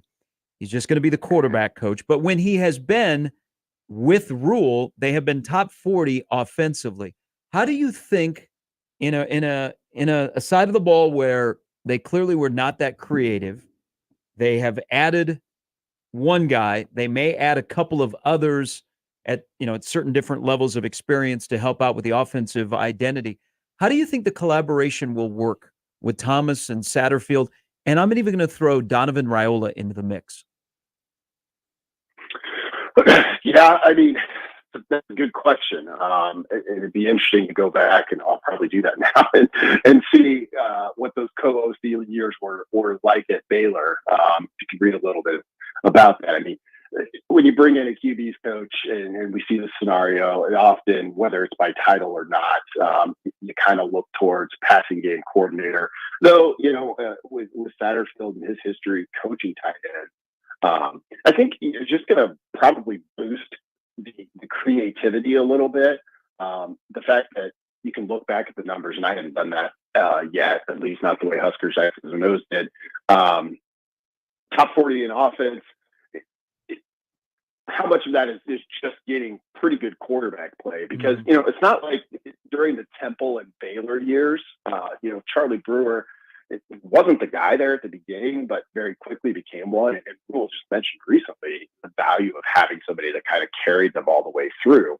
But, neither of those guys was Dylan Raiola, coming out of high school even. So it speaks pretty well, I think, to what Taylor's been able to do. But it's also these kind of similarities between Temple, Baylor, and now Nebraska keep stacking up.